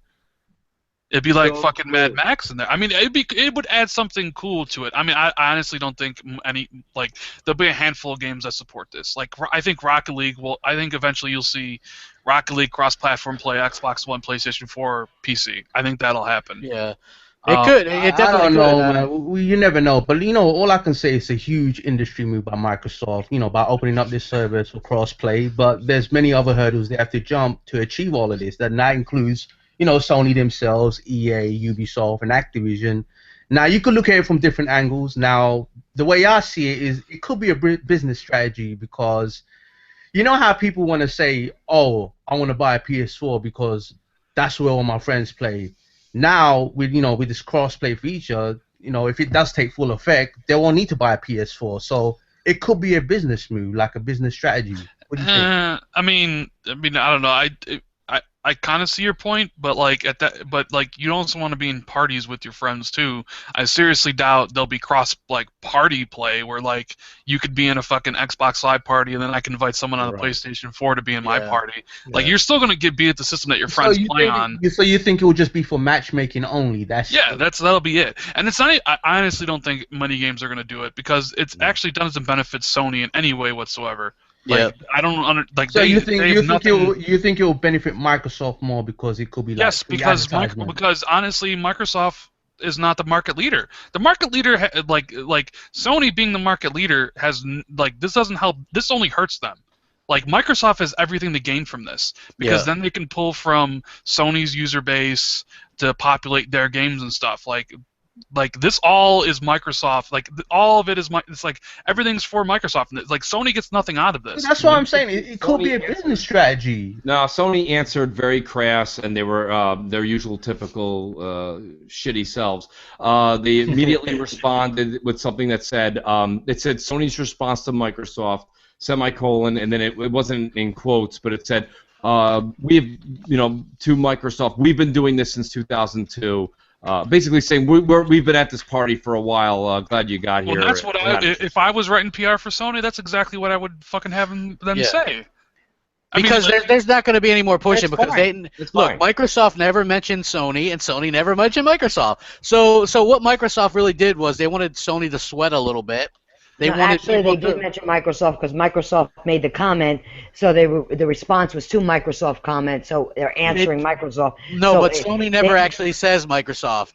No, they say PC. I just said they did not say Microsoft, but Microsoft made the comment, so the comment back was to Microsoft. She's saying hypothetically you have to assume that that's who they were referring to. Yeah, well, hypothetically Microsoft was talking about Sony. They could be talking about Nintendo. Yeah, I mean they could be talking about But Nintendo didn't say it. No, Nintendo did not say that. Microsoft said it. I don't follow what you're saying. But Microsoft said it about other consoles, they could be talking about Nintendo. Yeah, that's what I'm saying. Microsoft is hey, we're open to other consoles with an S. But I wasn't talking about Microsoft. I was talking about what response Sony gave. Oh, okay. The person who made the comment was Microsoft. So when they responded to Microsoft. Not Nintendo, not nobody else. Yeah, the Twitter ads that came out, the tweets that came out from the media were implying that Sony was replying, even though they didn't come out and say it. It said Sony's response to Microsoft was, and then they just gave it. Well, according to this, I'm reading it here. It says in a statement sent to GameStop of all places, Sony said it was willing to consider the notion, and even said it has long supported cross-platform online play, which realistically, it's only been a handful of titles. Right. So really, just kind of, I guess, talking out of their ass. I mean, again, I think it'd be cool. I do, because just imagine this. Think of a game like, say, Battlefront or what have you that you would always have somebody to play against, and with Rocket League, it does like it's weird how, do you guys find it weird how Microsoft announces this stuff, right? Like Chris Charla was the one to announce this of all people. Because I think more indie games will use this more than big publishers. Absolutely. Yeah. Because I would assume so too. Yeah, because a lot of indie games struggle to find an audience on Xbox One and PS4 and PC, but this will help them out. See, Microsoft, they're all right. so they're no longer market leader, right? They're Yeah. in the hole. So they have to bend over backwards to get developers on their side. And developers, and small developers, like, this Activision doesn't care about this, EA doesn't care about this, Ubisoft doesn't care about this, because they have their own huge player base to pull from, right? But like the small indie people, the ones who actually release games on the Xbox One lately, there's like 10 retail games in the 3 months it's been out, and there's been like 80 indie games. They want this because, like, if you release a game for the One, PS4, PC, and it's like you can only play with certain people on that system, it might be a failure. But then if you combine the pool, maybe the game has life now. And that's what Microsoft did. They have so many developers saying that they want this, and Microsoft finally gave in. Remember, because this was a policy way above Phil Spencer. This was a policy against this from like the top of Microsoft. This was like an internal, because there was an interview with the Wargaming guy. He wanted crossplay with the 360 for World of Tanks. Yep. And Phil Spencer had to champion that cause within Microsoft to get that to work, because it was like way above even him. I really don't see this like a lot of titles doing this though. So well, it was a big announcement, I guess. I mean, it made waves. It does make Microsoft look like, I guess it makes Microsoft look good. Yes, it's a good PR for Microsoft. Yeah, it is. Guys like us, we can sit back and go, this shit ain't never happening, but damn, it looks good. You know what I mean? Like, I know for a fact that I'm never going to be able to play Call of Duty on Xbox against somebody that's playing Call of Duty on PlayStation. And Sony might not ever come out and say that they're the reason. Activision could just be like, well, we'd have to code it from the ground up, and then there's this and that problem. You know what I mean? There's like all kinds of things that could come up. So I think that like the indies are going to use this occasionally, but I don't really see Sony versus Microsoft. I mean, it's a good thought, because honestly, it would be cool to slap some Sony kids around where I'm on Xbox. Like, I would love to do that. I just, in my opinion, I always have a higher kill death on when I play games on PlayStation versions of games. The community's not as good. I can tend to get my ass kicked more when I'm playing on Xbox, because those people, I don't know, just to me, I would just love the idea. I would headhunt people like PlayStation gamers, so I would love it. Like, people expected me to not like it, like the idea. I love the idea. I think it's fucking great. I think we've all kind of dreamed about that, right? I mean, you want to play a game or whatever it may be, fucking any game, I would just love that. I think that would be great, but it doesn't benefit Sony at all. And like you said, they're the market leader. They dictate every goddamn thing, every single thing. So I don't ever see the big games kind of doing this, but I would love it. I would absolutely love it. Hopefully. Okay. Here's an interesting tweet that came out from the original Lionhead developers that said they would actually love to do a Fable reboot. Did you guys hear about this? Yeah. Yeah. I mean, what is your guys' thoughts on that? Was it just in jest or whatever? Because I seen Tim Timmons, who he was like, "Oh, we're getting the band back together. I'm in."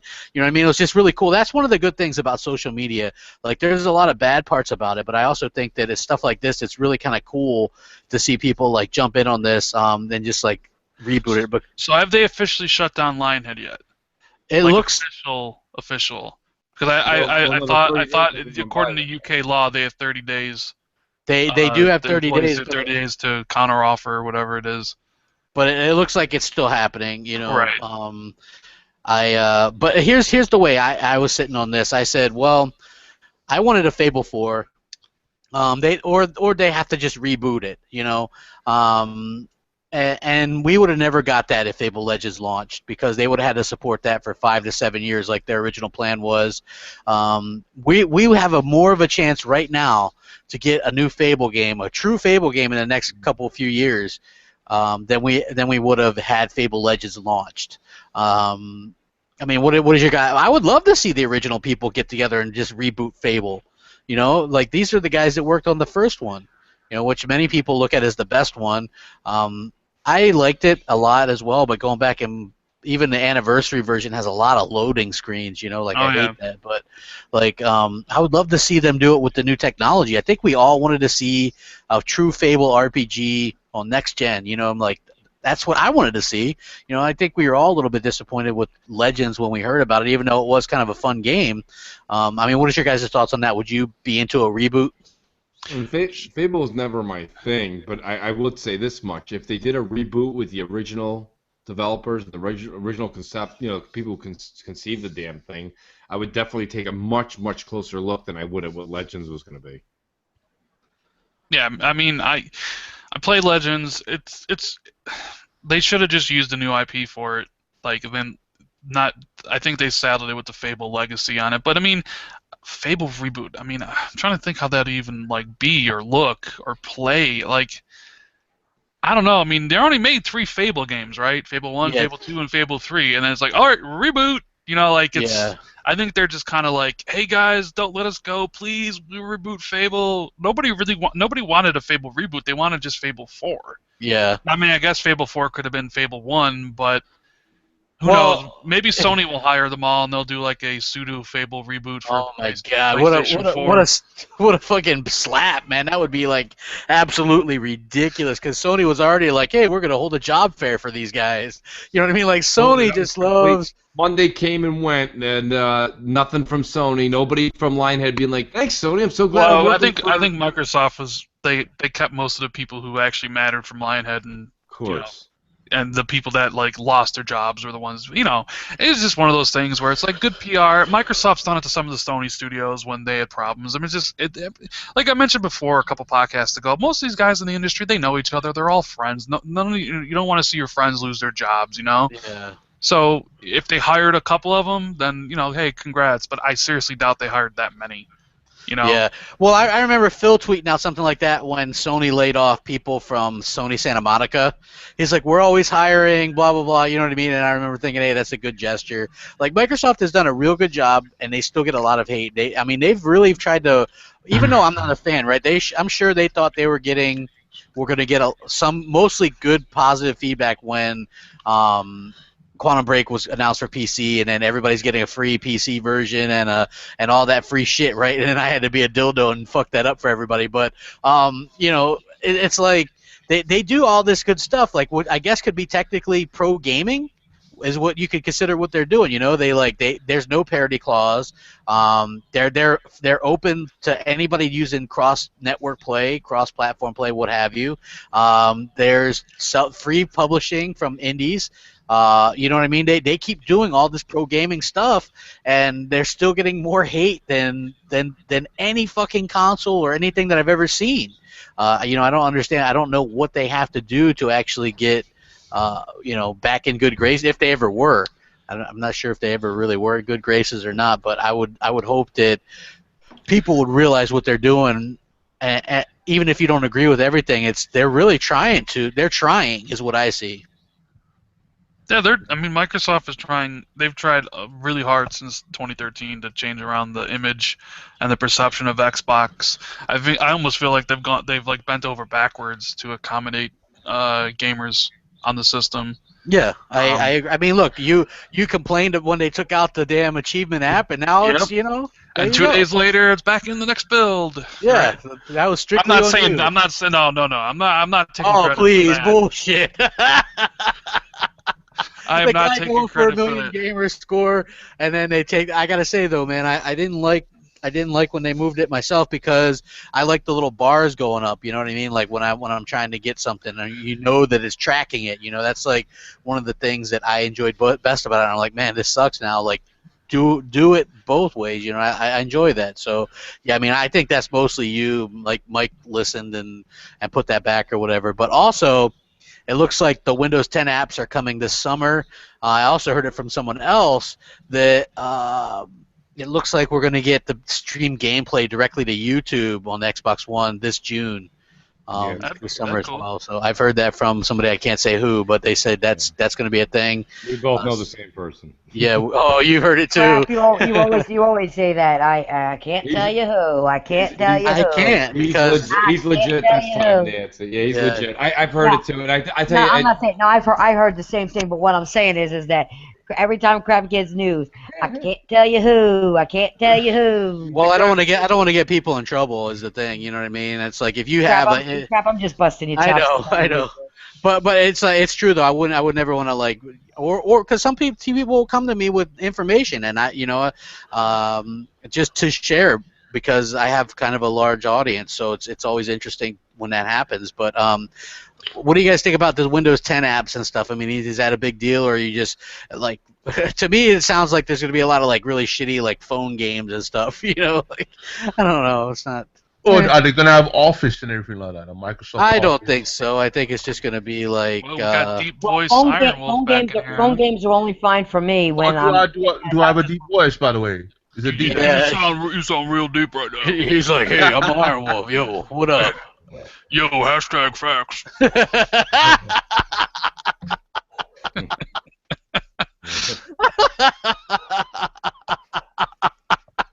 I'm sorry, that was funny. Am I the only one that thought you know that? what's funny when you're laying face down, ass up in division. Hey, that is funny too. But I laugh at that. I think that's I like recorded a bunch of that. I'm gonna put together a montage. Like some of the stuff that we did is really funny. Like we ran into this room full of NPCs, and it was like Star Wars when Han Solo ran into the room of stormtroopers, and then he sees them and then takes off, and then we did that. But I got my ass kicked.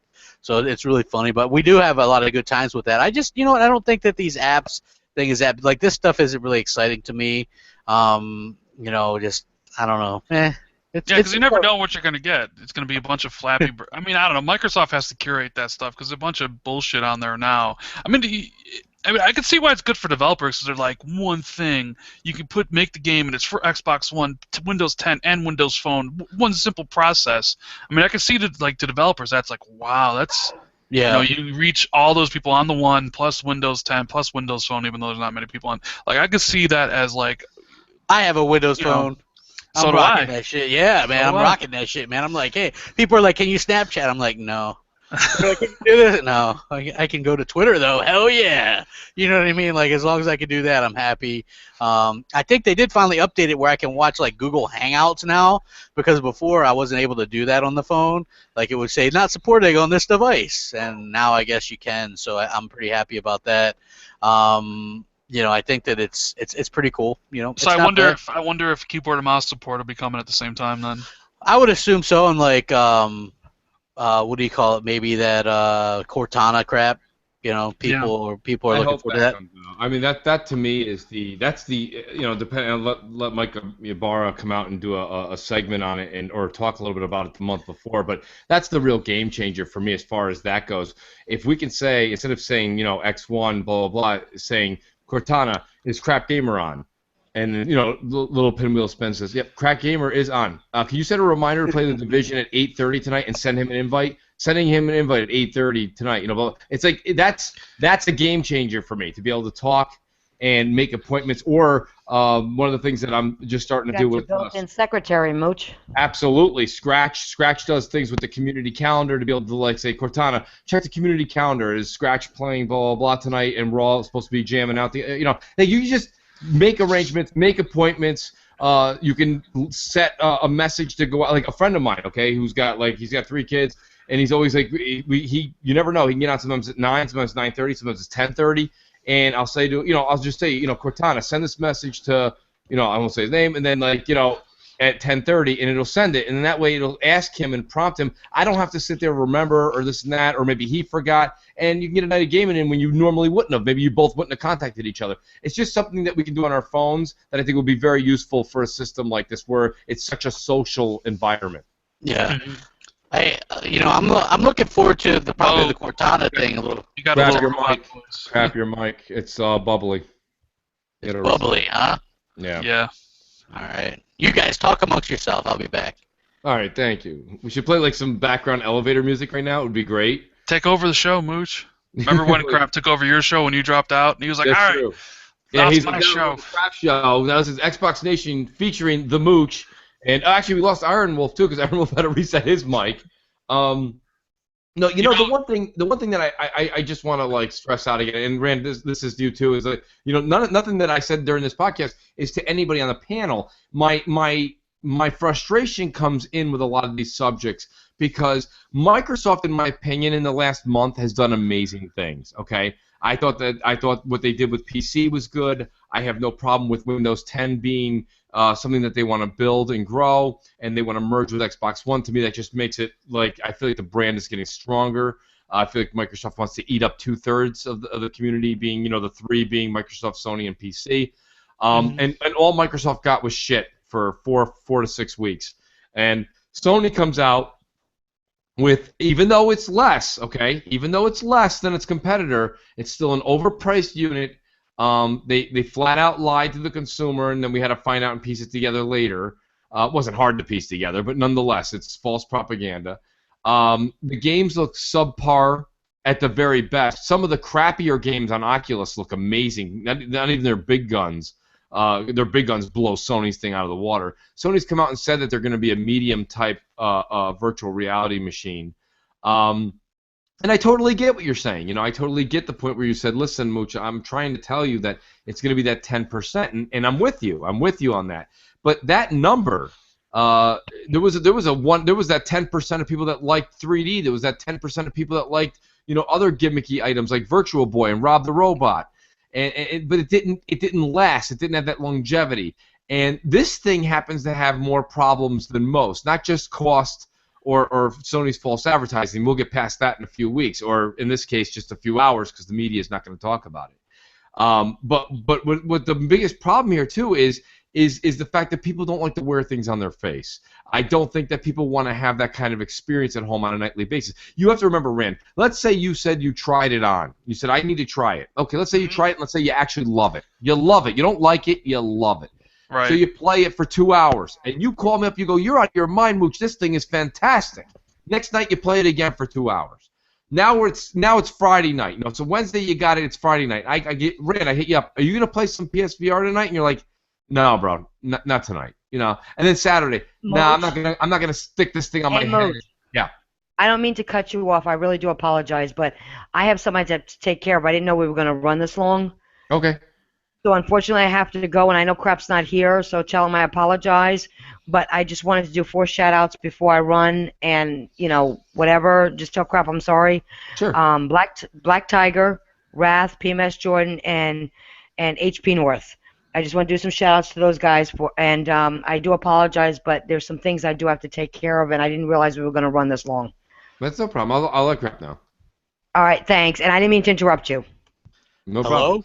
Hey, Crap's back. Dude, it would not let me the fuck back in. I was like, what the fuck am I going to do? I was like, this shit's just going to go on and on and on. Like, it would not fucking let me back in. It was like, you're the first one in here.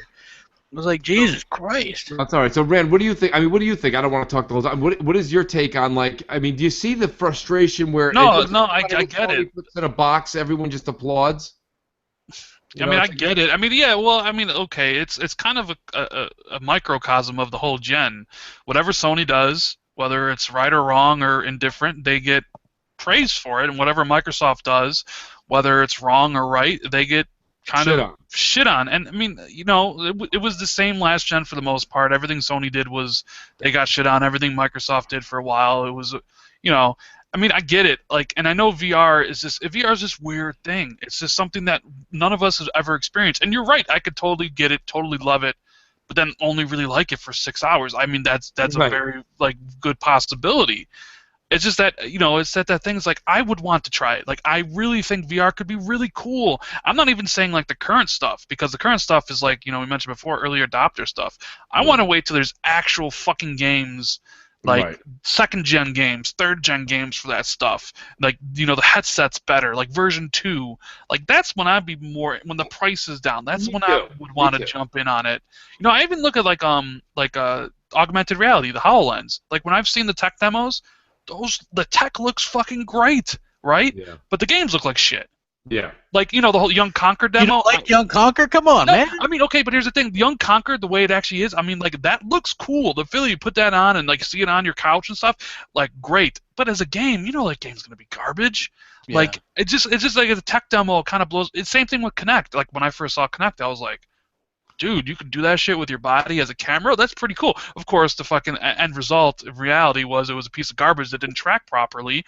But, the initial, rollout of it, or when you were seeing it for the first time, you sparks your imagination, and that's what gaming is to me. Yeah. Imagination.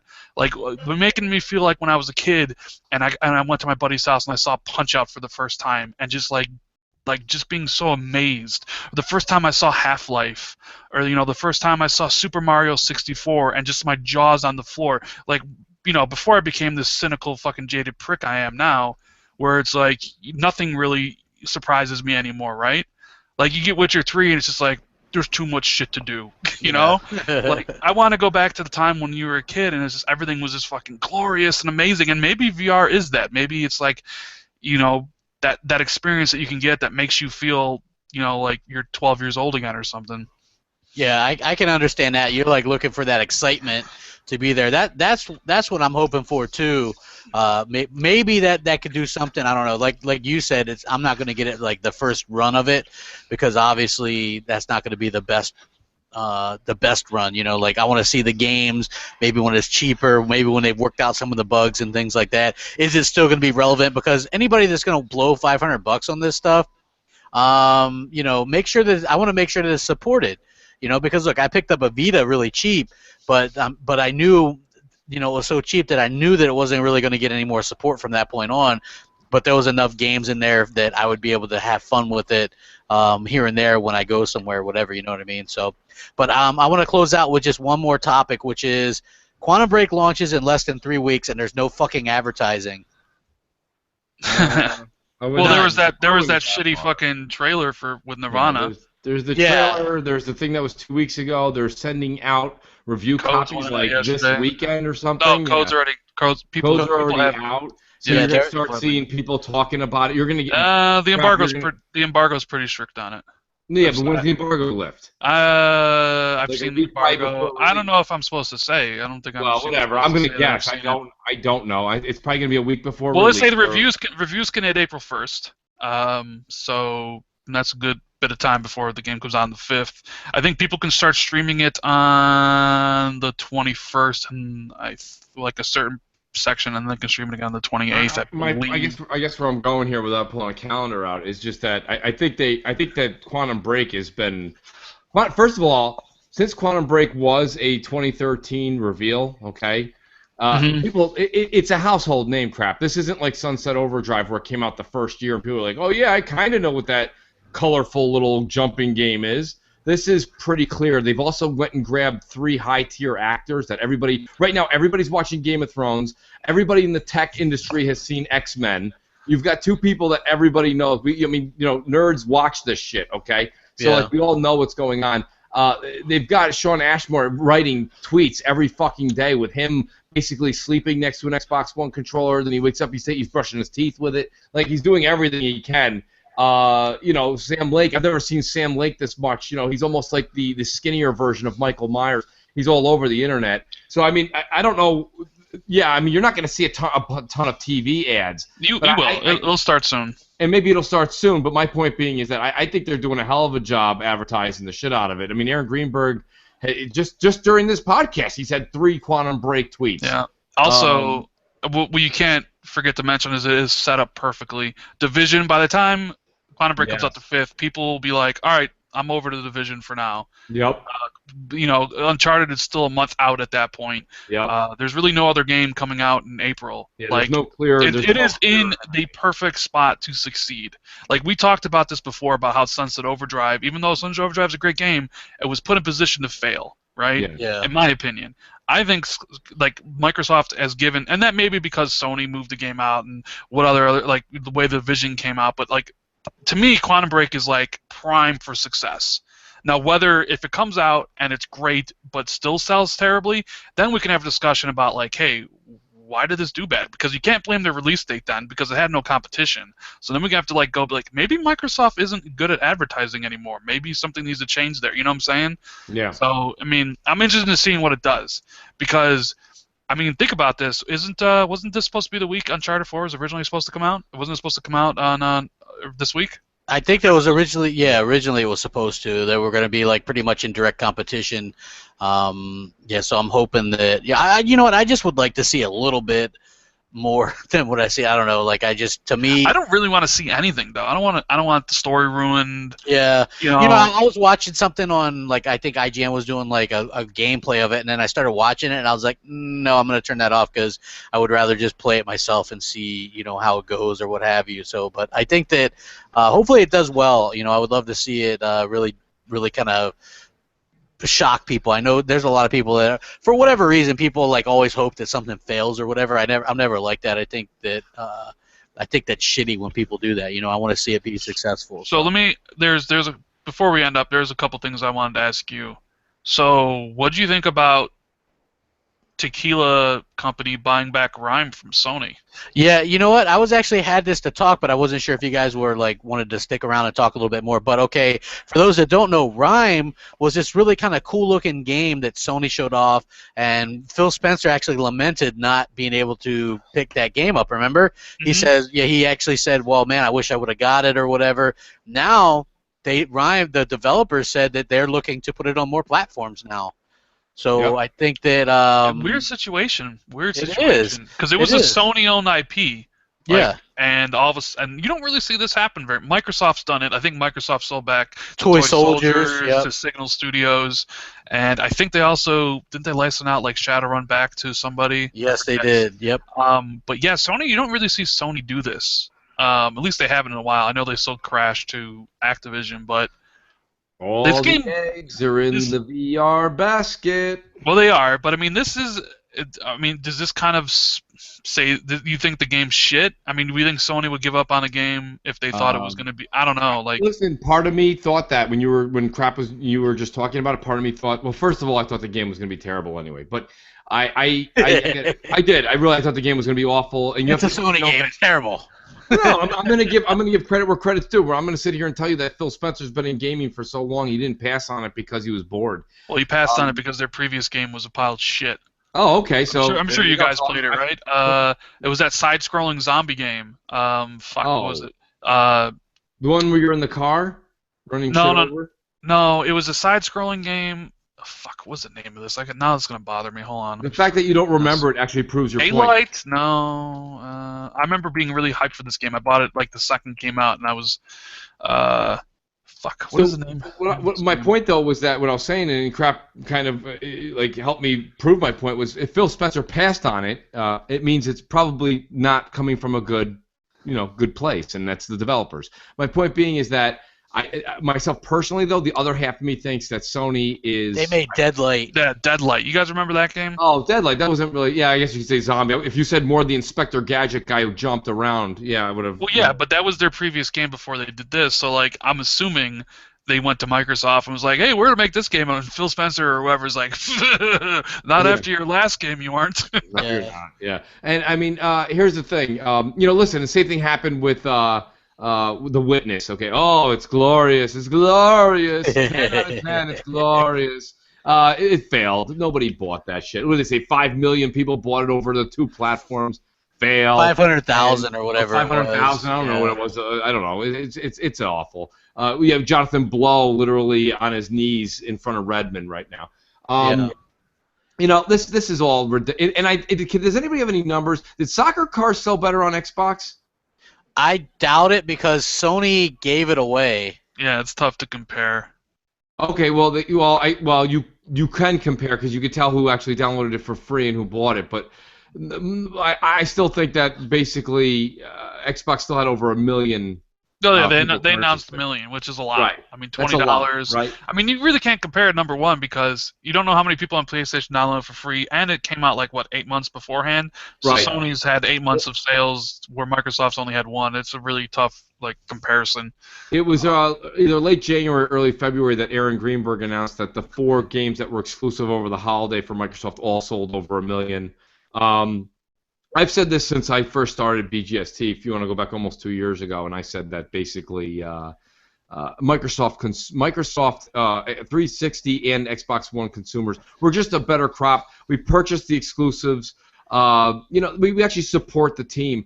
A lot of people for PlayStation, they went out and bought the hardware. Again, $18. Sony makes $18 on that hardware. So if you just have that and you keep reaping the PS Plus games, you're not helping the company you seem to argue with us every day for.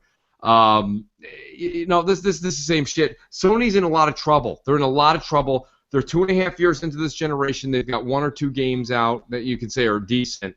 The Order was a flop. Knack was a flop. Nobody liked Killzone. Bloodborne got some praise, but really it's just Dark Souls. So I mean, it's just the Souls people that keep telling you they love it, because everyone that played Bloodborne is like, yes, Dark Souls 3 is coming out, but nobody else is talking about Dark Souls 3 because nobody gives a shit. And it is what it is. To me personally, the PS4 is probably the worst console of the past 3 or 4 generations, and you're not going to ever hear that except from me and maybe 3 other people, because the media won't let you hear that. This is a company that's giving you nothing. They've invested very highly. We can tell now. We don't even have a God of War poster, that's been on stage, let alone. Oh, we're gonna see a trailer. Yeah, but you said that last year. So my point is like I don't think so. Crap. Jaffe's working too hard on his black and white. It's not Jaffe though. It's Isn't it him? Isn't he the No, creator? he does. Yeah, he is, but he doesn't work there anymore. He doesn't work for Sony Santa Monica. Oh, He worked for himself. He's an indie dev. Amy Hennig's not doing Uncharted. He's not doing God of War. Wow, we're in for a treat here, guys. He hasn't done God of War since the second one. Yeah. So but I'll say God of War 3 was really good. I enjoyed it. It wasn't bad. And God of War 4 is going to be revealed this year. I mean, that's pretty much like a fact. Sony Santa Monica's on a hiring spree right now. Yeah. They're going into like major production on that game. I mean, Sony even during that conference yesterday, they doubly committed to 2016 launch of Last Guardian and Horizon. So, wow. I mean, look, I'm not a Sony fan, but if they could get both those fucking games out, then Jesus Christ. Yeah, they said both games are definitely coming out this year. I mean, they could easily. Last Guardian and Horizon Zero Dawn are both coming out this year. The Last Guardian is going to look like a really nice PS3 remake. That's cool. And then, let's be honest, how many people are walking around with Ni no Kuni shirts? I mean, we got to understand something. Again, you guys sit here. Ni no Kuni? Yeah. You guys keep praising this, and you're only praising you're only exciting the people that are the people that faint at the PS4 events. Nobody. And I mean nobody. I know people that have PS4s. Nobody I know is buying The Last Guardian. In real life. Not Twitter fans. Though. I will probably get Horizon because it's a new IP. You will probably get Horizon so you can actually exercise your PS4. That's fine. Yeah. But not because it's good or Remember what did Rand say? I don't know much about the PSVR. I want to know more about it. I got to look into it. People are saying I'm going to buy Horizon, not because it's good or we even know anything. If I said to you, crap, I need you to write me a quick paragraph on Horizon, you're going to write me Horizon, period. Yeah. Well, you know what? I want to get that for the same reason I want to get Quantum Break. I'm looking for these new experiences this gen that could be really good. And we haven't had a whole bunch of them yet, so I'm hoping that would break the trend. Quantum Break looks to be a good start, and I'm hoping, like, for the PS4, like, I thought The Order, even though it was short, would be good, but it sucked. So I'm hoping for that really good first new, like, Sony-made IP that gets me excited. You know what I mean? Like, so far it hasn't happened. You mean like a new IP from this gen? What do you mean? Like a brand new IP that they made specifically for this gen? Yeah, like something new. Like, look, Gears got me last gen. Uncharted got me on the PS. Last of Us last gen. Yeah. Okay. You see what I'm saying? Like, so far this gen, I don't know. Quantum Break could be that first. Well, I mean, the Division as far as like non-exclusives, but Horizon's like the first one. It's probably, I mean, if it's really coming out this year, that's probably going to be their tentpole AAA release for the end of the year. I don't know if it.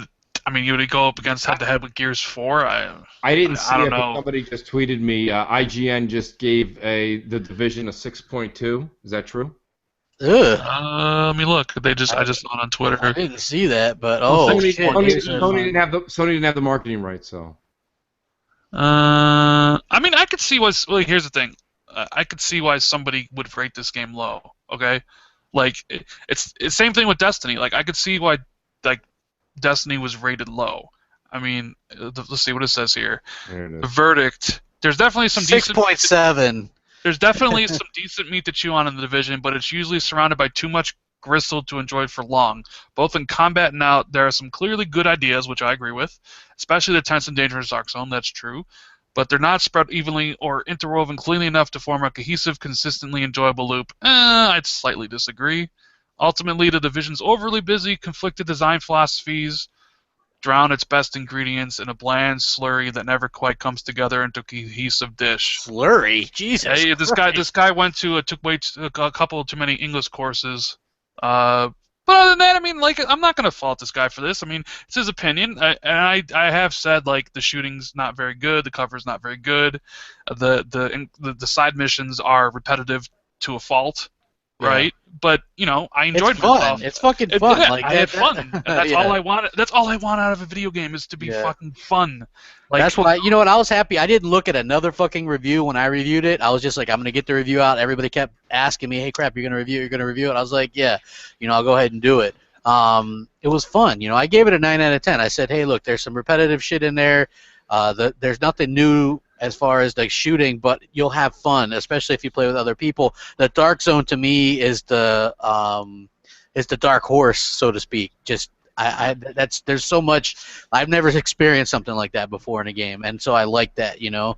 So it's just fun. It is odd, but that just goes to show you, don't buy into reviews, you know. I mean, just I haven't met a person that hated the game yet, you know, or disliked it, you know. Like, to me, a 6 or something, that's like, meh, very like rent it type score, you know, like, or that's my point here. I've got everybody and then some. I mean, we all have a ton of people, you know, thanks to Twitter and the YouTube channels that are on our friends list or follow us, and I can't tell you, like, you just go right down this long list of people that are online. They're all playing this game. I mean, and they're playing it over and over and over and over again. I mean, people were telling me they were sick of Destiny on the second day because they'd already played the beta, and the beta was the game. This game, I think, has a little bit more. I don't disagree with what Rand said. I think that, you know, I don't think the shooting's the best I've ever played by no stretch of the imagination. But it is what it is. It's an MMO, right? I mean, was World of Warcraft really that great? No. It was just playing that experience with your friends and getting more and more content as you paid $15 a month for it. But I mean, I don't see where these this is my problem with IGN. Like, I mean, a 6, like you said, you want to give it like what you're talking about, Rand, and what I'm talking about, and what Crap just said, is that then a 7.5. Okay, a 7.5 tells me that you're telling me the game is solid, but here's the issues with it. A 6.2, a 6.7, that for most people is a don't pick up. Okay, that's a rental. Yeah, and, I mean, I said I give the game a solid 8, and that's what I think the game is. Yeah, I agree with you. You know, it has its faults, and it has its moments. You know, like, and like, I don't know, like, I never look at a review to determine whether or not I'm going to get a game. I kind of will look at it, be like, okay, what's the game like? But I always base it off of my own thing. Am I interested in playing the game? Like, that's the first thing. Like, you know, I got to be interested in it and stuff. I mean, I don't know, like. You know what's funny, though, is, like, we just stopped, and someone's like, oh, IGN wrote the review. We stopped the podcast. We're talking about their review of the game. People are going to go around Twitter and on NeoGAF and everywhere being like, 6.7 for IGN, or, you know, for Division from IGN, 6.7 for, you know, and they're going to be like, now all of a sudden it's going to change. You expect people being like, you know what? IGN was right. I really wasn't having fun with Division until they told me I wasn't. Because how could you have fun if the game's only a 6.7? You can't have fun. And even that's not even true, because there are games out there that you could have fun with the game that's a 6 out of 10, clearly. I mean, you know, but... Hey, you know what, it is what it is. People like that, they're like one of the biggest outlets or what have you, you know what I mean? Well, hey, you know what, Crap, I love podcasting, but I can't wait to go play my 6.7 out of 10 game tonight. You know, Mooch, did you read... This is for you, Mooch, because I saw this and immediately thought of you. 2 days ago. Mike Ybarra. Did you read this about what he talked about? I'm not sure. I read most of Mike's stuff. So Game Informer came out with this article, and it says here, according to Mike Ybarra, the team is looking into game sharing, digital game sharing, with regards to how it fits in with the Universal Windows platform and touches both Xbox and PC. He says, Steam has a great family plan right now, he says. We're looking at both from a Windows standpoint. Well, what's our policy on the Windows Store? How many people can play concurrent? How do you share? We're going to merge those two topologies soon so that a whole new model for how you share games across that will be in place. We're actively working on that now to try to figure it out. But we want to get a much simpler model and potentially one that lets you do more, have a little bit more freedom on what you can or can't do. And I'm surprised people aren't talking about this more, because he's essentially saying that game sharing, family plan, is coming very, very soon to Xbox One, and I've yet to see anybody talk about this in any meaningful manner. Yeah. This is something that you said you wanted, right? I want it more than anything. I think it's right. To me, it was one of the key focal points to the 2013 reveal. Right, and he goes on, for now, if you want to share a digital game with someone else, he doesn't say this, but a slightly convoluted but completely functional workaround exists to allow you to share your digital library with a single other Xbox One owner. That way is to set your, and they go, they talk about it, but like here he is talking about a potential, like, hey, you know what, Mooch? Me and you are buddies. How would you like to fucking go halvesies on every AAA game that comes out from here on out for $30? You pay $30, I pay $30. You can't beat that.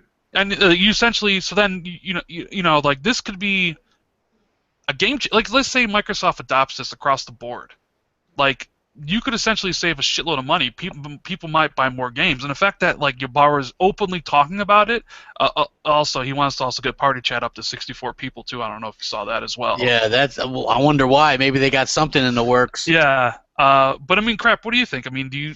I mean, because I don't see anybody else talking about this anywhere. Look, like I think that wouldn't they have to do some kind of DRM? I always said, like, if the family share planning thing, they could be doing it right now with the digital stuff. Yeah. I mean, Phil's on record saying like the reason doesn't work is because, how would you explain it to people who have discs and stuff like that and some yada yada. But we talked about this on BGST, I think, and we went over it, and Crap gave a couple of good examples why it wouldn't work. But here's what I think. I have a friend of mine who right now you can currently do something very similar to that with one person digitally. I do that with my brother, and it works really well. Well, that's your brother. It's your flesh and blood. So you don't really have a hard time giving him your password and your basically he can go buy something with your information. My point is this: what they're going to set up now is probably something like the way the phone companies used to have when you used to add people to your family plan. You didn't have to give your friend your social security number. My point is that now with my one friend, I've been telling about this for a long time, and he's definitely into gaming. Is he into it as much as the three of us? No, but he's close. And he's somebody that I would definitely go in on this with Mike Ybarra's new plan, because then we don't have to exchange personal information as far as that goes. But I know that he will go one for one, meaning like, okay, Division came out, I would have picked that up. Quantum Break, he definitely would pick that up. Okay, you know what I'm saying? Like, we would go back and forth. So what we were saying on BGST, where it got the kibosh, was you can't just have it so that it's like friends and family with 10 people because then nobody's buying the game, right? Yeah, exactly. Right, but if you have one, and the whole point of having that with one other person is that you do the flip-flop back and forth, right? I'll buy one, you buy one. That's the whole pitch here. Because if I'm buying all the games and my friend or my family says, I'm not buying any games, I just want to play all yours. You're like, well, fuck yourself. I'm not. So like my whole point is like that. So Crap, I think that it will encourage more games because let's take Quantum Break for example. My friend is really into multiplayer games. Okay, he can't stop playing Division. He's like hooked, but he's not gonna. I'm gonna have to like twist his arm to get Quantum Break. Now, if I bought Division for him, he would have been like, all right, no problem, dude. I already pre-ordered Quantum Break because I know that's a game you want. You know what I mean? Like we're gonna go onesie twosies with it, and it's awesome. And it does make him buy the game. I mean, and then he's going to preach it to someone else he knows and go, actually, this game's pretty good. I wasn't going to buy it, but I'm playing it because I shared it with my buddy. You know what I'm saying? My whole point is that I do think it parlays into more purchases. Plus, it's all digital. And with all digital, you cut the brick and mortars out, which makes Microsoft more money, especially on items where they're the first party and the publisher. So it ultimately makes Microsoft more money. Even if they did it on their own games, it makes sense to me. Yeah, you know what? Like, I would actually welcome that because then you could, like, there's often times where I'm like, hey, you got this game, like Plants vs. Zombies Garden Warfare 2. It's a great game. I can't get my friends to fucking buy it. If I could share it with them and we could play it together, that'd be cool. Because that's a game that sucks to play by yourself. Crap, you follow Z Huge, right? Yeah. Did you just see what he just tweeted? Oh my fucking. What did he tweet out? Hold on, let me see if I can find it. Fucking day at PlayStation VR on today, I guess. So they have two news anchors playing it, and they just look for retarded thing ever. Tweet it out. Holy shit! Wow. Yeah, I'll retweet this because it's hysterical. These people look like oh my god. This is the mass public, people. Look at the guy in the middle. He's just like looking. He's like, "What the hell is going?" And the lady on the left, she's like, "Where am I? What's going on?" What the hell? Yeah, she's confused. Yeah, she's like dizzy and shit. Oh wow. Ugh. That could be really Oh, bad. this is not good. Oh God! Look at the guy on the right. Like, look at what is his head doing there? Look at his bopping. Oh my lord! Wow. Wow. She looks like she's gonna fall over or something. The Sony PR people are like, oh shit, we effed Holy up. crap! Oh my god, that's funny as hell. Wow, the game the guy's playing, that looks like a whole lot of fun. I'm not even talking about him looking like an asshole. I'm talking about the game itself. What is that? Soccer, like heading the ball into the net? Can't wait to get that for $500. Get the fuck out of here! Everybody in the comment section, you're a lunatic if you're buying this thing. Look, dude, I can't stop watching that chick. She's like, doesn't know where she is. She's looking up at that guy's like, over here, honey, over here. And she's like, what is up in the sky? What's going on? Oh my god, this is hysterical. Oh my god, I want that. I'm gonna make that my screensaver. Hold on, that's awesome. That is good. Fantastic. Yeah. So anyway, I hope it does, but we're way past 10 o'clock. Yeah, let's wrap so this yeah, up. I wanted to wrap it up. Hopefully you guys enjoyed it. Iron Wolf said that he was having PC problems. He was coming through with a little bit too much bass in his voice. I actually was having problems too, like getting back into the party. So I don't know if there's issues with Google or what have you. But yeah, it's kind of shitty. But Rand, you got anything going on? I know you got TXR Mondays, right? Yeah, TXR Mondays. We're supposed to have an interview on Monday. I don't know if it's happening yet, so if not, we'll just do our regular show. Still have the Quantum Break giveaway going on too. Yeah. That's TXR_podcast on Twitter. That's the pinned tweet if you guys want to check that out for your chance at a free copy of Quantum Break. Yeah, you can enter a bunch of times. Like I entered, I think like 16, 20 times, something like that. I don't know. But Mooch, what do you got going on? Well, we got Crossfire on 6 p.m. With both of you guys on it, actually. Friday night. We meet again. Yes, we will do this again. Hopefully, I'll have a couple alcoholic beverages beforehand, so I calm down. And that, and then BGST Sunday night on Zair's channel. Looking forward to it. Awesome. What about you, Nancy? Anything going on? Well, she actually left. She had to leave. Yeah. Oh, did she? You were gone when she said that. She said let you know she had to leave. Oh, okay. Well, she was going to do shout-outs. Let's see if I can guess who she was. She did, though. Oh, did she shout out Wolf and Jordan and this person and that person? Yeah, it was Jordan, Wrath, I think Black Tiger, and I don't know, the fourth one I don't remember. Oh, okay. Well, anyway, thank you guys all for joining us. It's been great. We'll catch you guys here next week. Thank you, Rand. Thanks, Mooch, Nancy, Iron Wolf, everybody. We'll catch you next week. Rack 'em up.